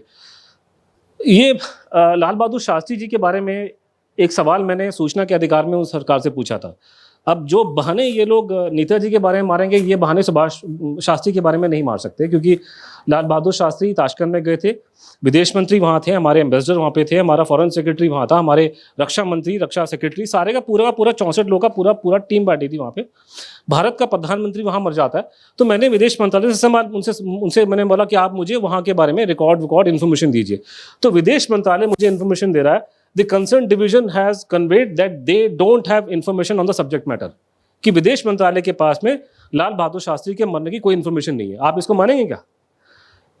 बेसिकली होता क्या है कि आपको मालूम है कि हमारे अभी आर्टिकल 370 हटा था थोड़े दिन पहले दिल्ली में, और वो हटने से पहले दिल्ली में खबरें आ रही थी कि हटने वाला है, और उसके बाद जिन लोगों को परेशानी थी वो जाके गए कश्मीर के गवर्नर साहब के पास में, पूछा कि साहब ये आपके हटाने वाले हैं? तो गवर्नर साहब ने बोला था कि मेरे पास में कोई इन्फॉर्मेशन नहीं है। तो जब आप ये कहते हैं ना कि वी हैव नो इन्फॉर्मेशन, इसका मीनिंग होता है कि we have no information to give to you, तुझे नहीं बताएंगे भैया। तो बेसिकली वो सरकार जो रशियंस जो बोल रहे हैं वो आपको बोल रहे हैं कि हम आपको नहीं देने वाले इन्फॉर्मेशन। उसका भी कारण है, उसका कारण ये है कि जब भारत सरकार का ये स्टैंड है कि सुभाष बोस की डेथ एक प्लेन क्रैश में हो गई है, तो रूसी पागल तो नहीं है ना कि आपको उठा के इन्फॉर्मेशन दें कि भाई वो तो आदमी हमारे पास में था, कल आप उनके सारे रक्षा सौदे रद्द कर दोगे आप लोग उनके साथ में, प्रॉब्लम हो जाएगी हमारी कंट्री में। और दूसरी प्रॉब्लम ये है कि हमारी सरकार ने पहले दिन से हम डिमांड कर रहे हैं कि इंटेलिजेंस की फाइल्स पब्लिक करो। सरकार ने फाइलें पब्लिक की हैं, अच्छी बात है, लेकिन डिमांड पहले दिन से कि पहले आईबी की फाइल निकलेगी, रॉ की फाइल निकलेगी, उसके बाद मैं देखूंगा प्रधानमंत्री का ऑफिस क्या बोलता है। तो जितनी फाइलें पब्लिक हुई हैं वो उसमें से एक भी फाइल आईबी और रॉ की नहीं है। तो वहाँ प्रॉब्लम ये आ रही है मुझे, और ये प्रॉब्लम मैंने मजाक में मैंने मीम बना करके डाली थी वहाँ पे कि पुतिन जी मोदी जी को बोल रहे हैं कि भैया तुम्हारे तो आईबी और रॉ के रिकॉर्ड निकले नहीं, हम तुम्हें क्यों दें केजीबी के रिकॉर्ड? तो उन्होंने ठेका तो लिया नहीं, आप तो खुद निकाल नहीं रहे रिकॉर्ड अपने। देखो दुनिया में सत्य और अहिंसा फैलाने का ठेका हम लोगों ने लिया हुआ है, हमारे देश के लोगों ने, हैं? आप जाके बड़ी बड़ी बातें मार रहे हो दुनिया भर में कि साहब सत्य करने बोलना चाहिए। अरे आदमी तुम्हारा सुभाष चंद्र बोस, उसकी फाइल तुम निकाल नहीं रहे इंटेलिजेंस ब्यूरो की। Why would the Americans give you their papers and why should they give? मैं क्यों उम्मीद करूं ब्रिटिश मिलिट्री इंटेलिजेंस से कि वो फाइल देंगे आपको? अरे अपनी फाइलें तो निकालो भैया, आपकी फाइल में बहुत कुछ है। और सुभाष बोस वाले पूरे केस में वो कहानी है कि जैसे वो हिरन के पेट में कस्तूरी होती है, खुशबू आती है और वो ढूंढता रहता है पूरी दुनिया में उसके बारे में।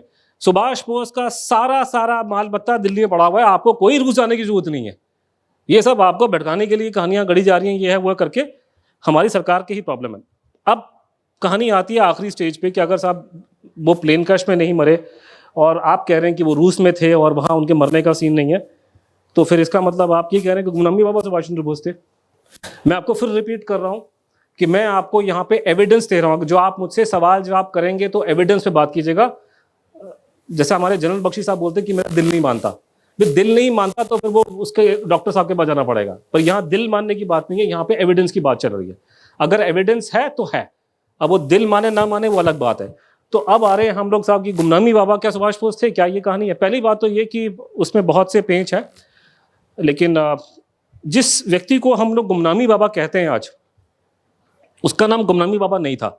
ये नाम उनके मरने के बाद 85 में लोकल मीडिया ने कॉइन किया है। और ये आदमी अभी तो बोलते हैं कि साहब अयोध्या में रहते थे, लेकिन ये सारे जीवित अयोध्या में नहीं थे। 50-51 में ये चाइना की तरफ से भारत में घुसे हैं चुपचाप से। उसके बाद में वो मैनपुरी में थे, नीमसार में थे, लखनऊ में थे, नैमिषारण्य में थे, अलग अलग जगहों में रहते थे करके। और नैमिष में उनको उनके कांटेक्ट में आने वाले ये सज्जन भी थे, अपने आजकल शंकराचार्य हैं पुरी के, तो ये भी बोल रहे हैं कि साहब वहाँ पे थे, हमें उनके बारे में मालूम था। अब लोग इनसे लोग की बात, इनको तो लोग मानता नहीं इनकी क्या वैल्यू है सोसाइटी के अंदर। इनकी बाइट है हल्की से, अगर मैं प्ले कर सकता हूँ तो ऑडियो चलेगा इसका,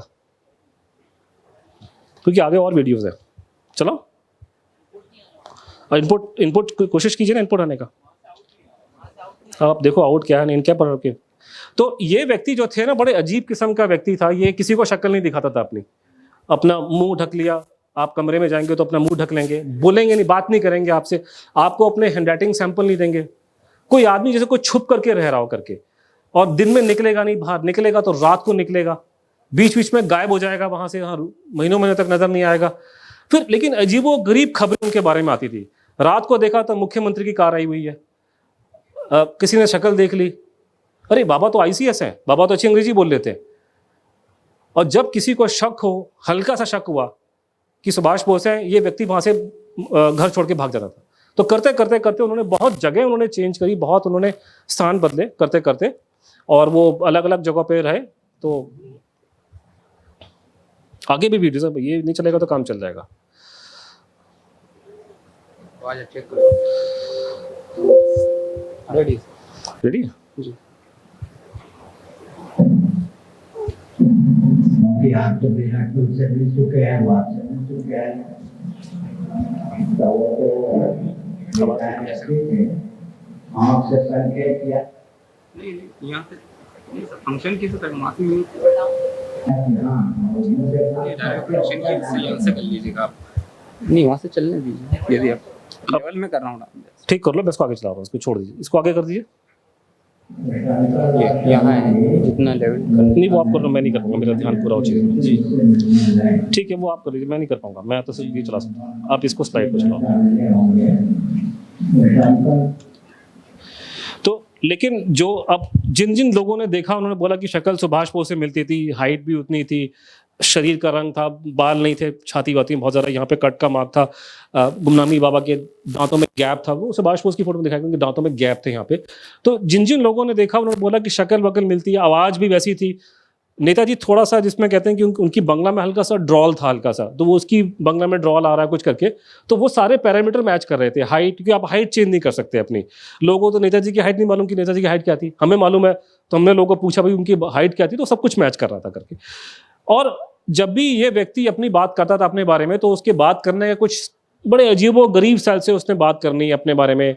तो एक बोलने का जब तरीका था तो बोलते थे योर डेड मैन, तुम्हारा मृत व्यक्ति, मृत भूत, इस तरह के बहुत शब्द अपने बारे में इस्तेमाल करते थे। तो जैसे फॉर एग्जाम्पल ये उनके कथन है, तो उन्होंने वो बात कह रहे हैं कि when your dead man was in Berlin, a great German doctor scientist became very friendly, and in the course of his talks, he said that in his lab he found out that radar beam particles do not bounce back if they strike something, and doctor felt astonished. That doctor could not inform any other. Actually ये हो क्या रहा है कि 1963 में गुमनामी बाबा बात कर रहा है स्टेल्थ टेक्नोलॉजी के बारे में, जो उस टाइम पे वर्ल्ड को नहीं मालूम थी, अमेरिकन को मालूम थी। आजकल वहाँ पे वो एरिया 64-54 है जहाँ पे वो टेस्टिंग करते थे स्टेल्थ के बारे में। तो ये यहाँ पे बता रहे हैं कि अगर आप कुछ तरह का कपड़ा यूज़ करेंगे, उस कपड़े का नाम दिया, मैं कपड़े को कभी कराऊंगा टेस्ट IIT में, उससे आप स्टेल्थ को अटेन कर सकते हैं। वही कहते हैं कि ये खबर यो तुम्हारे मृत व्यक्ति को बर्लिन में किसी साइंटिस्ट ने बताई थी, और ये मैंने टेस्ट करवाई है किसी सीक्रेट लैब में। तो भैया ये शब्द तो किसी बाबा के तो मुझे लग नहीं रहे हैं। और ऐसी प्रॉब्लम्स बहुत आ रही हैं। जैसे एक व्यक्ति थे, बड़े कमीशन के सामने उन्होंने गवाही दी है, उनको मालूम चल गया कि ये आदमी कौन है, तो उन्होंने उनको चिट्ठी लिखी। उनका नाम था दुर्गा प्रसाद पांडे, वकील थे। दुर्गा प्रसाद जी ने चिट्ठी में बोला कि ज्वाला प्रसाद मिश्रा जी जो आपके पड़ोस में रहते हैं, उनकी वो सर्व सिधार गए हैं, और जाते जाते उन्होंने मुझे बोल दिया कि आप कौन हो। फिर बिना नाम को मेंशन किए हुए उसने सारा इंडिकेशन दिया कि आपका जन्म दिवस 23 जनवरी को मनाया जाता है, आपका नाम से जय हिंद जुड़ा हुआ है, और आप ICS ऑफिसर हो, और ऐसे ऐसे करते करते मैं आपसे मिलना चाहता हूँ। तो गुमनामी बाबा ने जो उसको डॉज किया है, उस टाइम पे किया था, बाद में तो उनसे मिले थे। तो ये उस लेटर का एक हिस्सा है जो मैं आपको पढ़ के सुनाता हूँ। I am a bona fide Dashtami sannyasi, and you will know that a man under the holy orders incurs death according to the civil laws, and a sannyasi is dead to his former life. It is in the keeping of Divine Mother Durga and Father Lord Shiva. In passing, you shall find cogent answers to all your hypotheses, queries, thoughts, both as expressed in your letter and which remain unexpressed in your heart. Pursue with your heart calmly, quietly, lovingly. Every word, phrase, sentence and the constructions are pointers for you. They are pregnant with possibilities. Seek and thou shalt find. देखिए, इस देश में, मैं बुरा ना माने मेरा, कि ज़्यादातर हमारे साधु महात्मा अंग्रेजी नहीं बोलते हैं, और जो बोलते हैं ना यूरोप अमेरिका, ये आदमी बड़ा अजीब सा है कि इतना ज़बरदस्त इसको हर चीज़ का कमांड है, और ये क्यों चुप करके बैठा हुआ है किसी कोने में। ये उनकी हैंड राइटिंग है गुमनामी बाबा की। और यहाँ ये आर्ट ऑफ वॉर, लड़ाई कैसे लड़ी जाती है, और कुछ इनके ऐसी बातें लिखी हैं, मेरे को लगता नहीं कि उस ज़माने का कोई जर्नल या कोई IB का डायरेक्टर ऐसी बातें लिख, क्योंकि वो ऐसी बातें लिख रहे थे जो पब्लिक डोमेन में नहीं थी, जो सीक्रेट बातें थी। ये कुछ उनके स्टेटमेंट है। ये 1962 की लड़ाई के बारे में कुछ लिख रहे थे कि whether war should be brutal, cathartic और human business is beside the point. Everyone knows that no war can be conducted and fought with kid gloves. Modern war especially takes an appalling toll both in human life and property. No civilized nation risks it lightly, but when it is forced on, it has to be waged in a manner that makes the opponent wince, which is happening in Ukraine right now. This is done not in any vindictive spirit, but in cold, calculated manner to break opponent's morale, so that he is forced to sue for peace. Abstract principles have nothing to do with waging a war. Gumnam Baba is talking of art of war. और उनके बड़े ज़बरदस्त उन्होंने points दिए कि लड़ाई कैसे लड़ी जाती है, लड़ाई लड़ने का क्या स्टाइल होता है, क्या स्ट्रेटजीज होती है, dos and don'ts of warfare. जैसे ये एग्जांपल डूज के, adjust your ends to your means, it is folly to bite off more than you can chew, and beginning of the military wisdom is to know what can't be done. Don'ts, don't lunge whilst your opponent can parry. The experience of history shows that no effective stroke is possible until the enemies of power resistance is evasion is paralyzed. मैं आपको लपेटे में लेना चाहता हूं, लेकिन मुझे पता है कि वो दरवाजा खुला हुआ है, तो पहले मैं उस दरवाजे को बंद करूंगा, फिर आप पे झपट्टा मारूंगा. That is what he is saying here, कि जब तक आपके ओपोनेंट के पास में भागने का एक भी चांस हो, तब तक आप फाइनल स्ट्रोक नहीं करोगे. तो वो बहुत अच्छे पॉइंट है, ये 10-12 हैं, हमने किताब में अपने दिए हैं करके. और गुमनामी बाबा खुल करके बात करते हैं प्लेन क्रैश की, कि प्लेन क्रैश नहीं हुआ था, स्टोरी प्लान की गई थी. अपने बारे में बातचीत करते हैं, अपनी माँ के बारे में बात करते हैं, अपनी बहन के बारे में बातचीत करते हैं, और प्लेन क्रैश नहीं हुआ, लोगों को मालूम है. पंडित जी की बातें करते हैं. Stalin did not treat me like an enemy, my own people did. Stalin ने मुझसे शत्रु की तरह व्यवहार नहीं किया, मेरे अपने लोगों ने किया. ऐसी बहुत सी बातें, बहुत डिटेल में उन्होंने, जैसे रूस के बारे में, जो आपके गुलाग थे वहाँ पे, कंसंट्रेशन कैंप्स जिनको आजकल बोलते हैं, उसके बारे में दुनिया को नॉलेज नहीं थी जब तक वो सोल्जेनिसिन का बुक आया था 1973 में. लेकिन ये गुमनामी बाबा जो था, उसको उससे पहले से काफ़ी अच्छी नॉलेज थी गुमनामी बाबा को, कि रशिया में ये गुलाग कैसे काम करते हैं, उनकी इकोनॉमी कैसे चलती है, क्या होता है वहाँ पे. और वो ये कहते थे कि ये मेरा खुद का एक्सपीरियंस किया हुआ. जैसे ये बांग्ला से ट्रांसलेट किया गया कि कितने कंसंट्रेशन कैंप है वहाँ पे, क्या हो रहा है, क्या एक्टिविटी हो रही है. वो कह रहे हैं कि ये हियर से नहीं है, your dead man has experienced all this. जैसे एक बड़ी अच्छी घटना है, वो मैं आपको बताता हूँ. सर्दी का टाइम था और वो अयोध्या में थे. मकान मालिक को लगा कि बहुत सर्दी की रात है, बहुत ठंड है, और हम लोग, वो अंगीठी लेके सेक रहे थे वो. तो उन्होंने कहा कि बूढ़ा आदमी अंदर सन्यासी बैठा हुआ है, इसको भी ठंड लग रही होगी.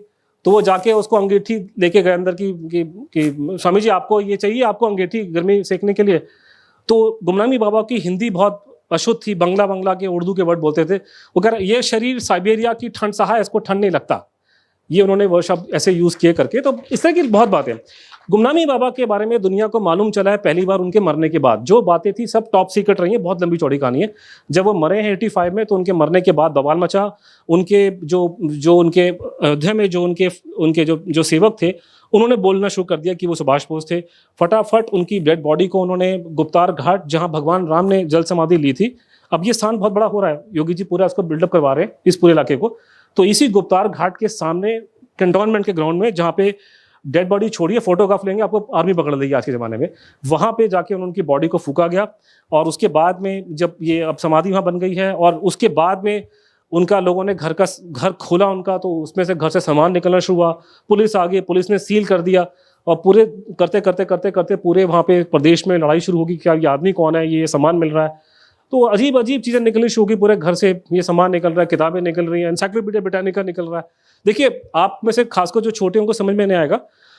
आज के दिन में बस्ती नाम की जगह जो यूपी में है, आज के दिन में 2022 में, मान लीजिए कि आप और मैं, वहाँ हमारी पोस्टिंग हुई है, हम लोकल इंटेलिजेंस यूनिट में काम करते हैं, वहाँ के इंटेलिजेंस गैदरिंग करने का हमारे को सरकार ने हमको काम दिया हुआ है. और आप मेरे सीनियर हैं, और मैं आपको आज आके रिपोर्ट देता हूँ कि शहर में नया बाबा आया, बाबा टाइम मैगजीन पढ़ता है अमेरिका वाली. आप सीधे मुझे बोलोगे बेटा पूरी रिपोर्ट निकाले, कौन सा बाबा पैदा हो गया टाइम मैगजीन पढ़ने वाला. ऐसे हुंकारियाँ होती हैं. आप बात कर रहे हैं 1960 के दशक में, अरे बाबे पढ़ते हैं PG Woodhouse, Charles Dickens entire collection, encyclopedia Britannica. आपको पता है उसका मतलब क्या? मैंने नौकरी कर चुका हूँ ब्रिटानिका के अंदर. कौन लोग रखते थे ब्रिटानिका एनसाइक्लोपीडिया? पूरी की पूरी किताबें संस्कृत में, उपनिषद, ये वो फलाना ढमकाना. अरे हजारों की किताबों की लाइब्रेरी लेके चल रहा है आदमी, ऊपर से कमेंट मारा है. International Military Tribunal for the Far East, Radha Binod Pal, ये टोक्यो वॉर क्राइम्स ट्रायल का जजमेंट, करेक्शन मार्क, काट वाट, ये वो दुनिया जहान भर की चीज़ें. ये उनकी घड़ियाँ, स्मोकिंग पाइप, सिगार पीते थे. अपने दिमाग से एक ये, आपको जब ये बोला जाता है ना गुमनामी बाबा, इसको दिमाग से निकाल दो. देयर इज नो बाबा. ये बाबा की एक स्टोरी है. पर्दे के पीछे एक आदमी बैठा हुआ है, उसके मुंह में या तो सिगार है या फिर ये स्मोकिंग पाइप्स है, और वो अंग्रेजी में और बांग्ला में सिक्योरिटी इंटेलिजेंस की बातें कर रहा है. बड़ी जबरदस्त ऐसी बातें कर रहा है जो 20-20, 30-30 साल बाद डीक्लासीफाई हो रही है दूसरी कंट्रीज से. ये उनका सामान है. सुभाष बोस, और ये उनके पास घड़ियां थी रॉलेक्स की, और ये ओमेगा गोल्ड वॉच है, ये मैंने देखा था, omega gold watch, this is omega gold, पूरी सोने की घड़ी है। नेताजी की माँ ने उनको घड़ी दी थी सोने की, ओमेगा गोल्ड वॉच। अब मुझे पता नहीं ये वो घड़ी है कि नहीं, ये अलग कहानी है, लेकिन नेताजी की मदर ने उनको ओमेगा गोल्ड वॉच दिया था। यहाँ पे भी ओमेगा गोल्ड वॉच, पूरी सोने की घड़ी वहाँ पे मिली है करके, और सामान मिला बहुत कुछ, और ये उनका चश्मा वगैरह बहुत चीज़ें हैं, और रिकॉर्ड प्लेयर्स, मतलब पूरा कोई बहुत अमीर घर का जो आदमी होता है, जिसका टेस्ट होता है खाने पीने में, जिसने ज़िंदगी में बहुत अच्छे दिन देखे हैं, उस तरह का म्यूज़िक सिस्टम वहाँ पे, गाने सुनने अच्छे अच्छे करके, और इस चीज़ें वहाँ पे मिली है करके।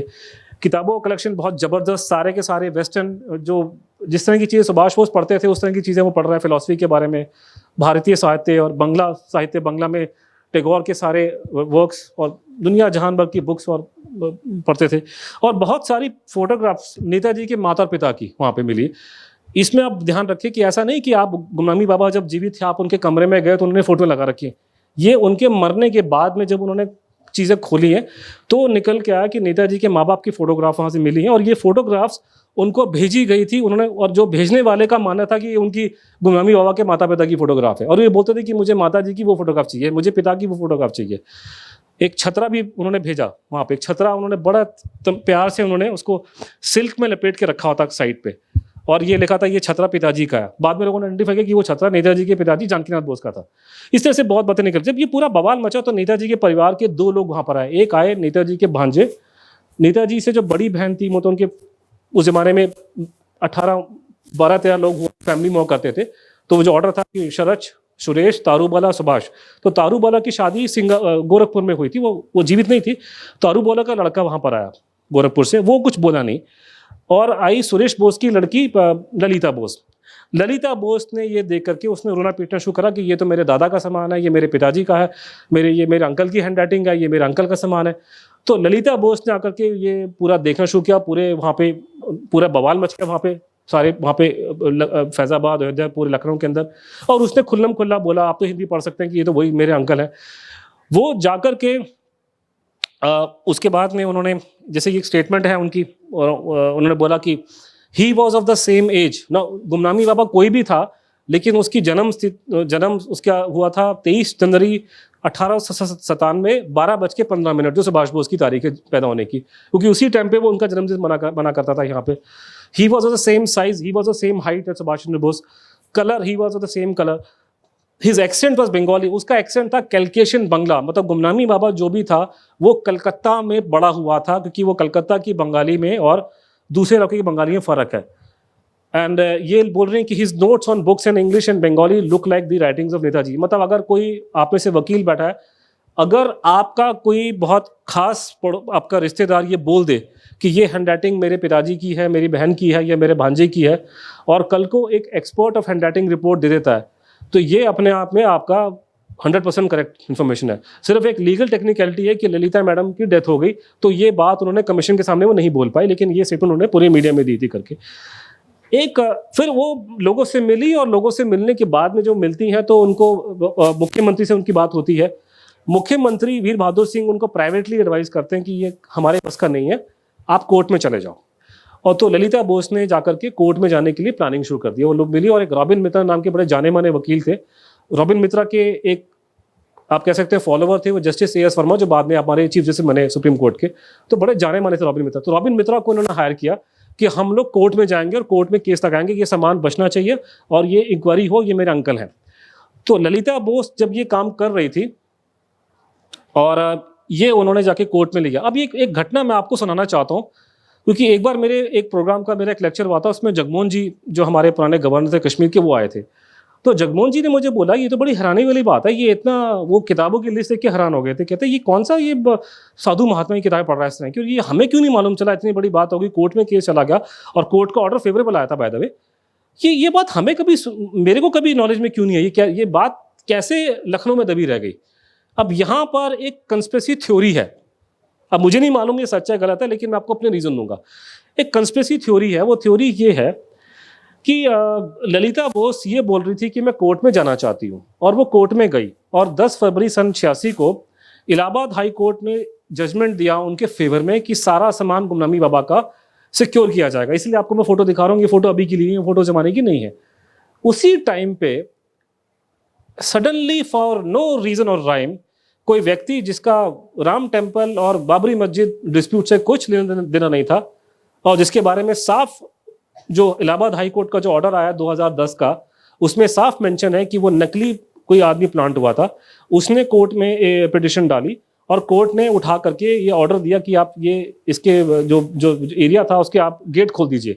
तो ये आप मान सकते हैं कि अयोध्या वाला जो पूरा ये राम जन्मभूमि का जो केस उछला है वो सन 86 में एकदम से उसमें नया एक नया चैप्टर जुड़ गया, ये केस खुल गया। उसके बारे में ये कहा जाता है, जर्नलिज्म में कई लोग बोलते हैं कि राजीव गांधी गवर्नमेंट ने जानबूझ करके ये काम किया था ताकि शाह बानो वाले केस से आप अटेंशन को डाइवर्ट करो। मैं पर्सनली उसमें उस थ्योरी का बिलीवर नहीं हूँ। मेरे कारण है, उस टाइम मैं गलत हूँ। मेरी जिंदगी में मैं बहुत से कांग्रेस के लोगों को जानता हूँ, मेरे पड़ोस में है, मेरे रिश्तेदार हैं करके। मैंने अपनी जिंदगी में आज तक एक कांग्रेसी नहीं देखा जो अयोध्या में राम टेम्पल बनाने के फेवर में था। मैंने तो देखा नहीं आज तक कोई। इनफैक्ट जब आपका राम टेम्पल का जब फैसला आया सुप्रीम कोर्ट का, तो जो मेरे पड़ोस में कांग्रेसी थे उनकी शक्ल ऐसी थी जैसे क्योंकि घर में किसी की डेथ हो गई हो। तो इनको कहाँ से इंटरेस्ट पैदा हो गया भैया राम टेम्पल के अंदर? ऊपर से राजीव गांधी तो जन्मदार सेकुलर आदमी थे। मेरे को कहानी सुनाई गई है लखनऊ और फैजाबाद और अयोध्या में, वहाँ के जो पत्रकार बंधुओं ने मुझे बताया कि ये जो केस डाला गया था कोर्ट में, बेसिकली वो इससे अटेंशन डाइवर्ट करने के लिए किया गया था। यहां लगी है आग, उस आग को छुपाने का सबसे बढ़िया तरीका है कि मैं बड़ी आग को लगा दूं। 85-86 के बाद में जब आपके दिमाग में आया Faizabad Ayodhya Ram temple issue, and nobody thought कि सुभाष चंद्र बोस का कंट्रोवर्सी वहां स्टार्ट हो गया था। छोटी आग को बुझाने के लिए बड़ी आग लगाएगी, ये इतना धमाल वाला इशू है इसके अंदर। I personally I'm convinced that there's something there because we need to have access to files. Anyhow, let's come to the evidence. Justice Mukherjee supreme court का जज, वो आकर के इस पूरे केस की इन्वेस्टिगेशन करता है और वो अपनी रिपोर्ट में लिखते हैं कि there is credible eye witness account that Gumnami Baba was Netaji Subhash Chandra Bose. What is the meaning of credible eye witness account? Court में आप जाइए और कोर्ट में अगर किसी ने बोल दिया कि हाँ मैंने इस आदमी को उस आदमी पे गोली चलाते देखा था, उस आदमी को फांसी हो जाएगी। ये होता है क्रेडिबल आई विटनेस अकाउंट का इंपॉर्टेंस कोर्ट ऑफ लॉ में। इवन डीएनए की रिपोर्ट को नलीफाई कर सकता है अगर आई विटनेस अकाउंट क्रेडिबल हो तो जस्टिस मुखर्जी अपनी रिपोर्ट में, जो सुप्रीम कोर्ट का जज है, वो ये एडमिट कर रहा है कि there is credible eye witness account. खासकर वो लोग जिन्होंने सुभाष चंद्र बोस को भी देखा था और इस सो कॉल्ड बाबा को भी देखा था, वो कह रहे हैं कि ये आदमी सुभाष चंद्र बोस है, वो क्रेडिबल आई विटनेस अकाउंट है। नंबर 2, वो उन्होंने ये मेंशन किया कि वो जो पत्राचार वहां मिला है या जो उनकी चिट्ठियां पत्र आपस में हुई हैं, जैसे इसमें मेंशन नहीं है कि गुरु गुलवालकर जी की चिट्ठी वहां से मिली थी फॉर एग्जाम्पल, वो अलग कहानी है। पॉइंट ये है कि वो जो पत्राचार ये दिखा रहा है कि आई विटनेस अकाउंट जो है वो ठीक है, तो आपका आई विटनेस अकाउंट मैच कर रहा है, आपका डॉक्यूमेंट्री एविडेंस मैच कर रहा है।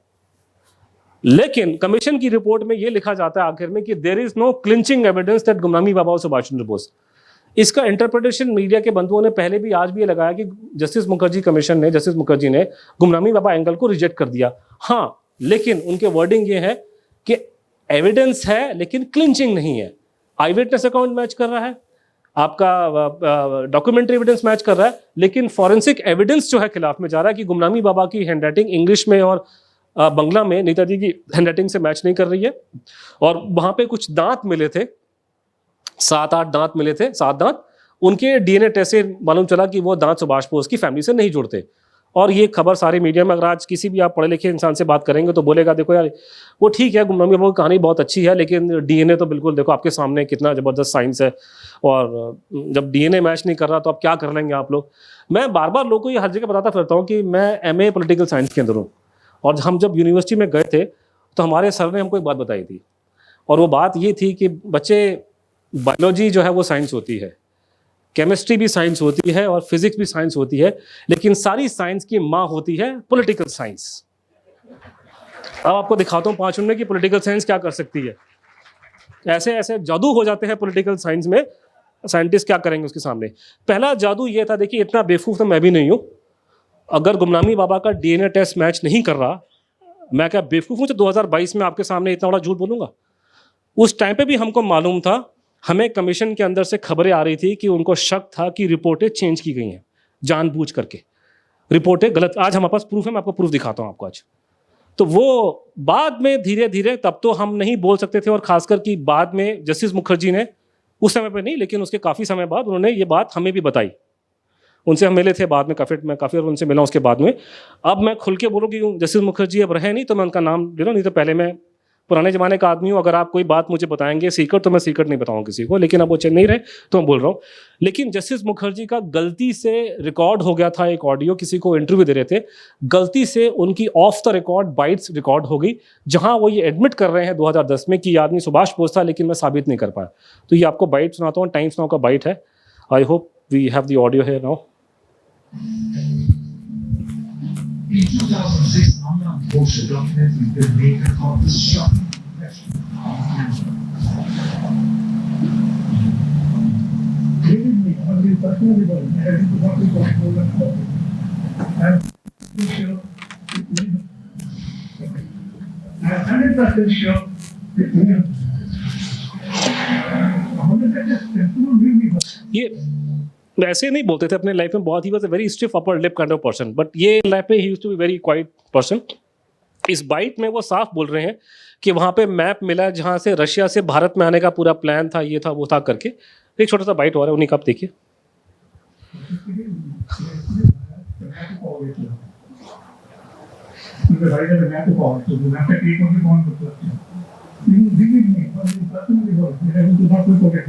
Don't quote me. I'm 100% sure that we have said it.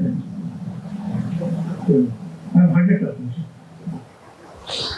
अब आप मुझे ब्लेम मत कीजिएगा, ये मेरे शब्द नहीं हैं, ये हमारे अडवाणी जी बोल रहे हैं कि India among most corrupt countries says Advani, Times of India. Walmart flags India China as corrupt nation. आप सबको मालूम है कि हमारे देश में करप्शन का क्या हिसाब किताब है। आज के दिन में अगर आप 2-4 पढ़े लिखे लोगों से बातचीत करेंगे कि साहब गुमनामी बाबा नेताजी थे, अनुजहर बोलता है, कहता हाँ वो तो उसका तो डीएनए टेस्ट मैच नहीं किया, वो तो हैंडराइटिंग रिपोर्ट मैच नहीं करी। तब आपको ये बताना पड़ेगा कि भैया आप जिस देश के निवासी हो, जरा उसकी जरा कुछ कहानियाँ सुन लो। आप जो बातें कर रहे हो फोरेंसिक रिपोर्ट्स के बारे में, वो ये है कि आप लोगों ने आधार कार्ड बनवाया होगा, मैंने ही बनवाया था। आधार कार्ड बहुत साइंटिफिक होता है ना, उसमें आपका पूरा बायोमेट्रिक्स होता है। कल को आप वीज़ा लेने जाएंगे यूरोप अमेरिका को तो आपको पूरा बायोमेट्रिक्स बनेगा आपका पूरा का पूरा, तो पूरी साइंटिफिक प्रोसेस है। हमारे भाई ने, किसी ने राजस्थान में पैसा दे करके हनुमान जी का आधार कार्ड बनवा दिया। एक मशीन होती है, मशीन में आप सैंपल को डालते हैं, मशीन एक रीडिंग निकालती है, उसमें ह्यूमन इंटरवेंशन नहीं होता।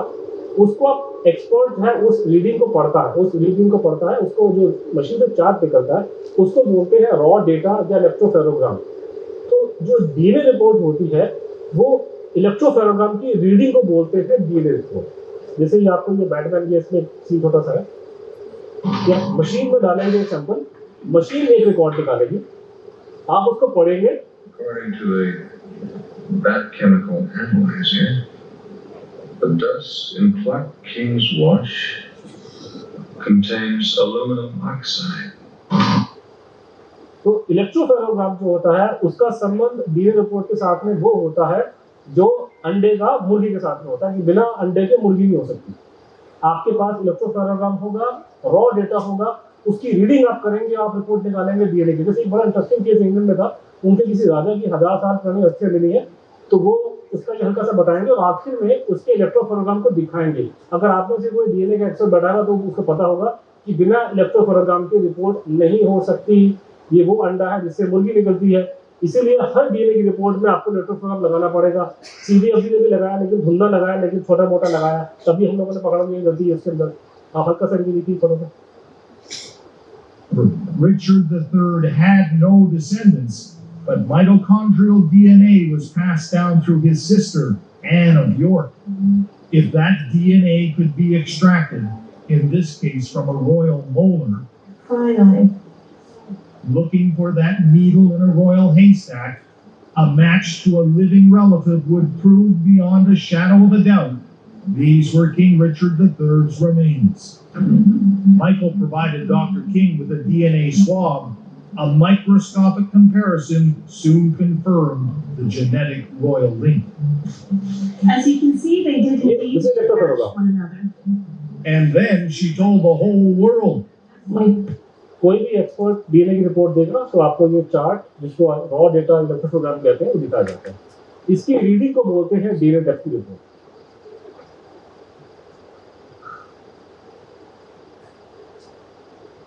जब आपको मैंने वो केस दिया था ना, जो ज्ञानेश्वरी रेल हादसे में नकली रिपोर्ट निकालेगी, जो सीबीआई ने एफआईआर दर्ज करी है, तो उस पर शायद उन्होंने लिखा है बोलेगी या तो दिल्ली वाला, मुझे याद नहीं जो भी है, पर उसमें मेंशन किया सीबीआई ने कि इन लोगों ने इलेक्ट्रोफेरोग्राम जो है वो गोल कर दिया, क्योंकि जब आप इलेक्ट्रोफेरोग्राम को छिपाते हैं, उसको हटाते हैं, और उससे ही वही एक बड़ा सबूत होता है कि आप लोगों ने धांधेबाजी की। अब भगवान की दया से नेता जी के सपोर्टर हर जगह बैठे हैं, और नेता जी का सपोर्टर बैठा हुआ था सीएफएसएल कलकत्ता के अंदर। अब उससे हमारी बात होती है कुछ साल पहले, उसको बोला वही जाके फाइल चेक कर, क्या देख अंदर क्या लिखा है इन लोगों ने, उसने हमको इन्फॉर्म किया। अब मुझे क्या मालूम इलेक्ट्रोफेरोग्राम कौन सी चीज़ें का नाम है, तो मुझे पता रहा था, तो उसने हमको इन्फॉर्म किया कि इन्होंने पावरफुल रखा है, फाइल में कुछ गड़बड़ है, और आप एक काम कीजिए, आप सूचना के अधिकार में सरकार से इलेक्ट्रोफेरोग्राम मांगिए इनको। अब कॉमन सेंस की बात यह है कि अगर सीएफएसएल कलकत्ता जो गृह मंत्रालय के अंदर में आता है, वो ये कह रहा है कि गुमनामी बाबा का डीएनए सुभाष बोस से नहीं मिल रहा, इसका मतलब गुमनामी बाबा कोई होगा यार रखू कह रहा, फिर क्या प्रॉब्लम है, दिखा दो मुझे सतपाल जी। रिपोर्ट हमारे पास में, हमने गृह मंत्रालय से रिपोर्ट ले ली है, 18 पन्ने की रिपोर्ट है, सिर्फ मुझे वो सिंपल सा चार्ट चाहिए इलेक्ट्रोफेरोग्राम, जिसके बारे में एक्सपर्ट ने हमको बताया कि इन लोगों ने उसको गोल कर दिया। क्यों गोल किया सबको समझ आ रहेगा, और हमने कहा कि हम वो चार्ट निकाल करके उसकी हम टेस्टिंग करवाएंगे किसी कॉन्वेंट्री एक्सपर्ट से, क्योंकि इनका भांडा हम फोड़ते हैं फॉरन में जा करके, ये ऐसे बात नहीं आने वाले। तो ये भी बड़ा उस्ताद निकले, इन्होंने हमको साफ मना कर दिया कि हम आपको नहीं देंगे रिपोर्ट डीएनए, क्योंकि ये सीक्रेट है। सीक्रेट की बात का नहीं है, क्या कॉन्फिडेंस है? जब तुम कह रहे हो गुमनामी बाबा सुभाष चंद्र बोस से, तो पूरा 4 दिन में क्या प्रॉब्लम आपको, आप दीजिए, मैं चेक करवाता हूँ, इंटरव्यू नहीं दिया, सारे मना कर दिया उन्होंने। खबरें आ रही है मुझे अवेलेबल नहीं, बट ईमेल नॉट अवेलेबल, पूरी रिपोर्ट हमारे पास पड़ी है। उसके बाद हमने एक्सपर्ट्स दिखाया, उसमें से ज्ञानेश्वर चौबे जी बहुत जाने माने हमारे कंट्री में बीच में प्रोफेसर है, डीएनए के बहुत बड़े एक्सपर्ट है, और खुल्लम खुल्ला टीवी में आपसे सुनिए क्या बोल रहा है रिपोर्ट के बारे में, क्या उसकी बात है। Ganeshwar Chaubey, good evening. Thank you for joining us this evening. He is a renowned professor and also columnist. He is also a DNA expert.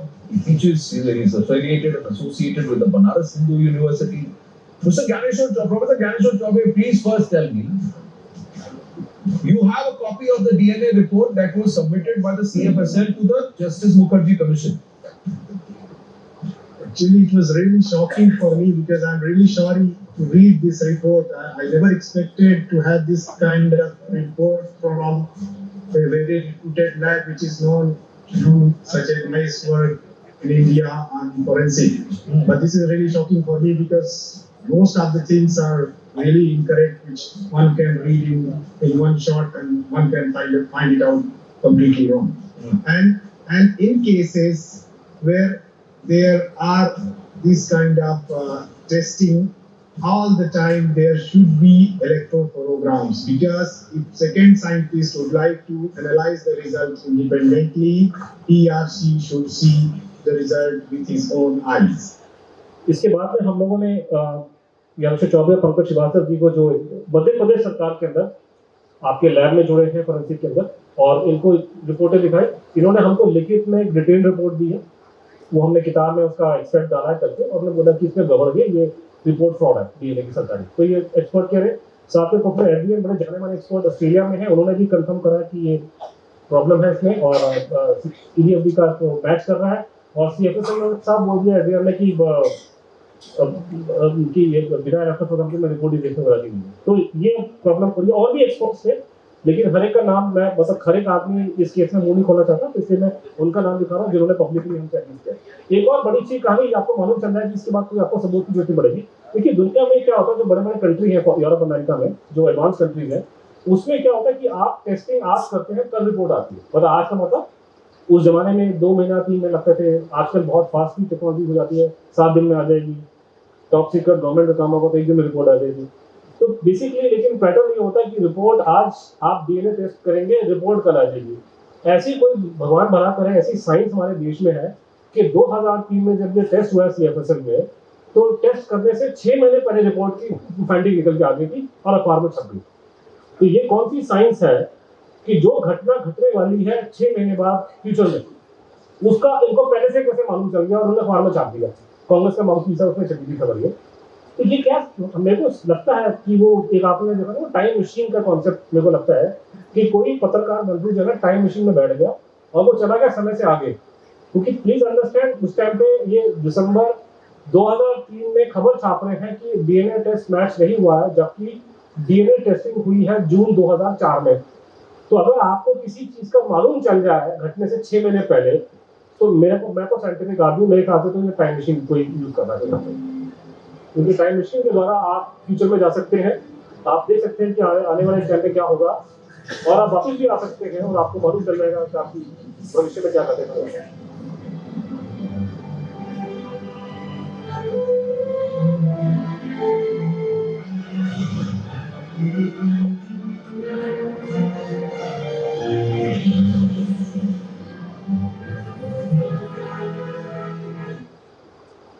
Fraud अभी ना, ऐसे कोई टाइम मशीन नहीं होती। दूसरा है कि हैंडराइटिंग का क्या होता है कि एक्सपर्ट, खासकर ऐसे केसेस में,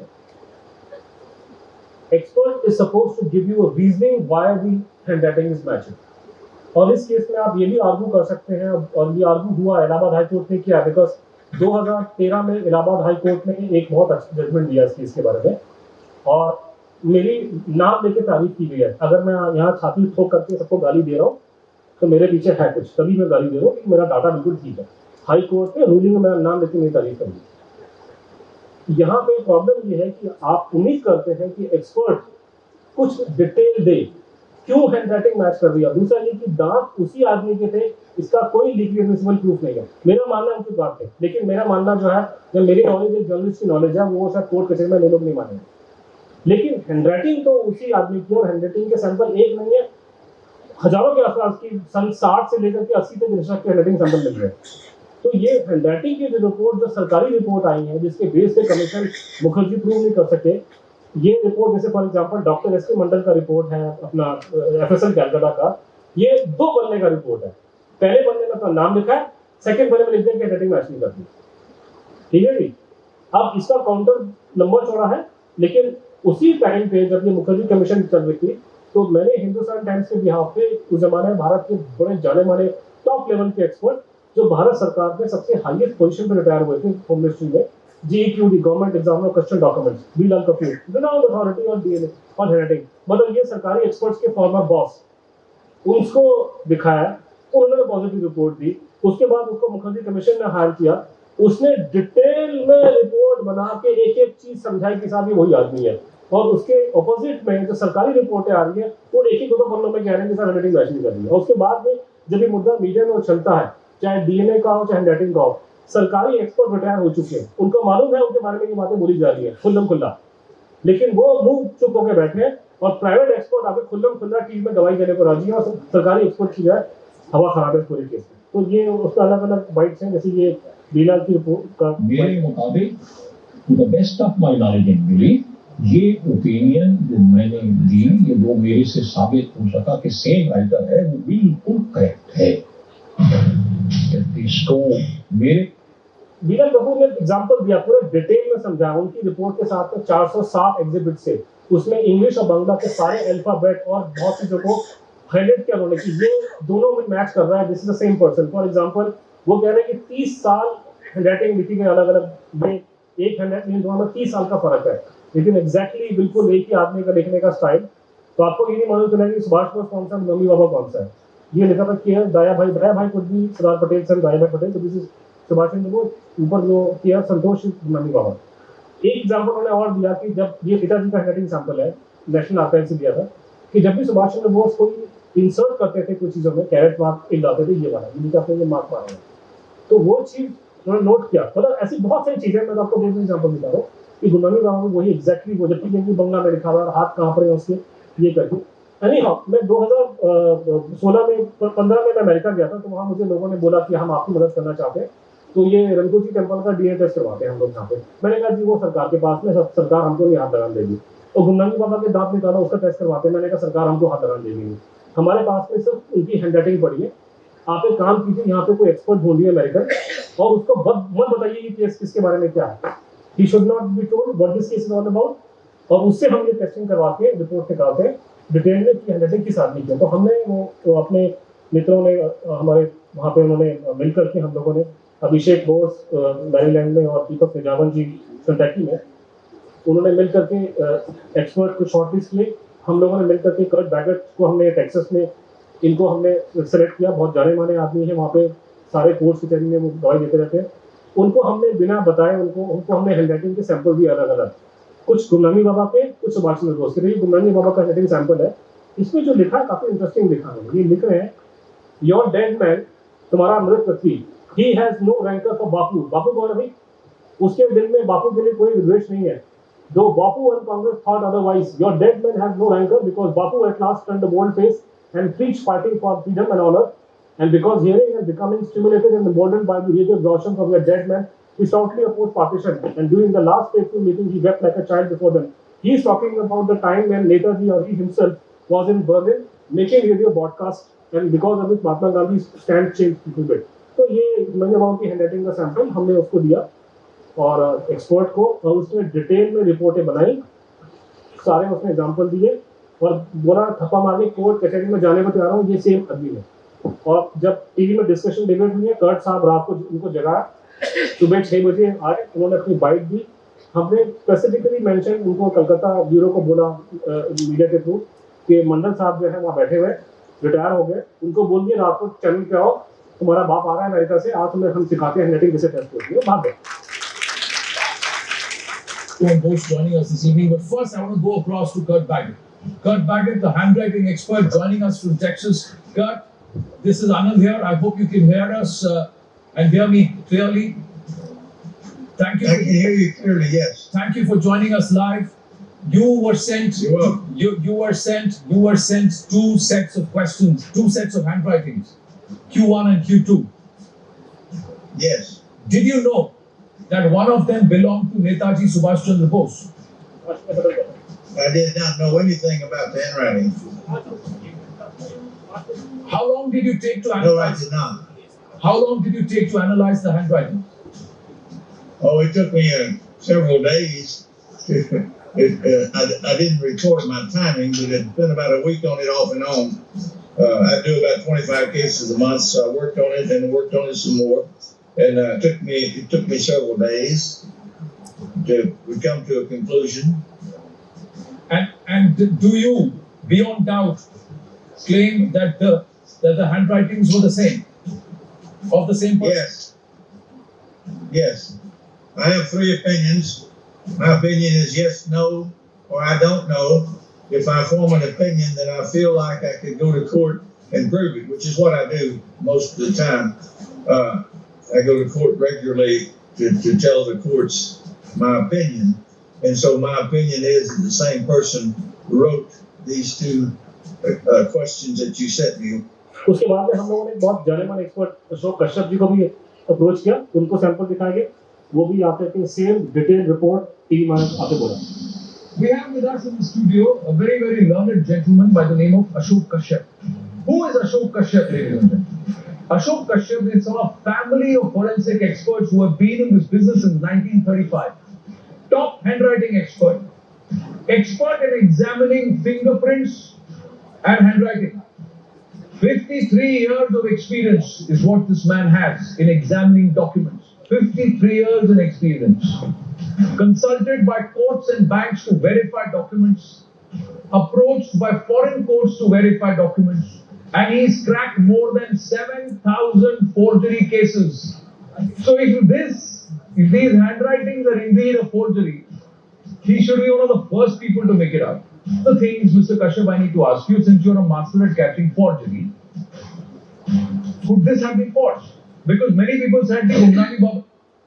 तो बेसिक टाइम खत्म हो गया, तो ये अब मैंने आपको बोला एविडेंस की बात मैं कर रहा हूँ, तो ये हमारे सामने एविडेंस है कि जो प्लेन कैश की थ्योरी है उसमें सिर्फ ओरल एविडेंस निकल के आ रहा है, जो स्केची है, जिसके नाम मानने वालों में, मतलब डाउट रेस करने वालों में सबसे पहले नाम हमारे पंडित नेहरू पे जाता है। इसके अपोजिट में आ रहा है कि साहब ये तो ओरल एविडेंस भी आ रहा है, डॉक्यूमेंट्री भी आ रहा है, और फॉरेंसिक रिपोर्ट है झूठी थी। तो आप बताइए मैं क्या कंक्लूजन ड्रॉ करूँगा? हाँ, उसके बाद सवाल उठते हैं कि साहब सुभाष बोस से कब आए की बात, ये सब बात की बात है। पहले मैं अप्रोच ये लूँगा कि पहले मैं ये देखूंगा कि क्या जिस आदमी को गुमनामी बाबा कह रहे हैं, क्या वो नेताजी हो सकते थे कि नहीं हो सकते थे? अगर वो हो सकते थे, उसके बाद वो सवाल उठेगा। वो हमने डिटेल में, उसके लिए 3 घंटा लगेगा, पूरा बैठ के आपको पूरा रन डाउन देंगे, उसमें बहुत खतरनाक बातें करके। लेकिन कि फिलहाल ये एविडेंस आपके सामने है और टाइम खत्म हो गया हमारे यहाँ पे, ऑलरेडी मैंने होस्ट कर दिया। थैंक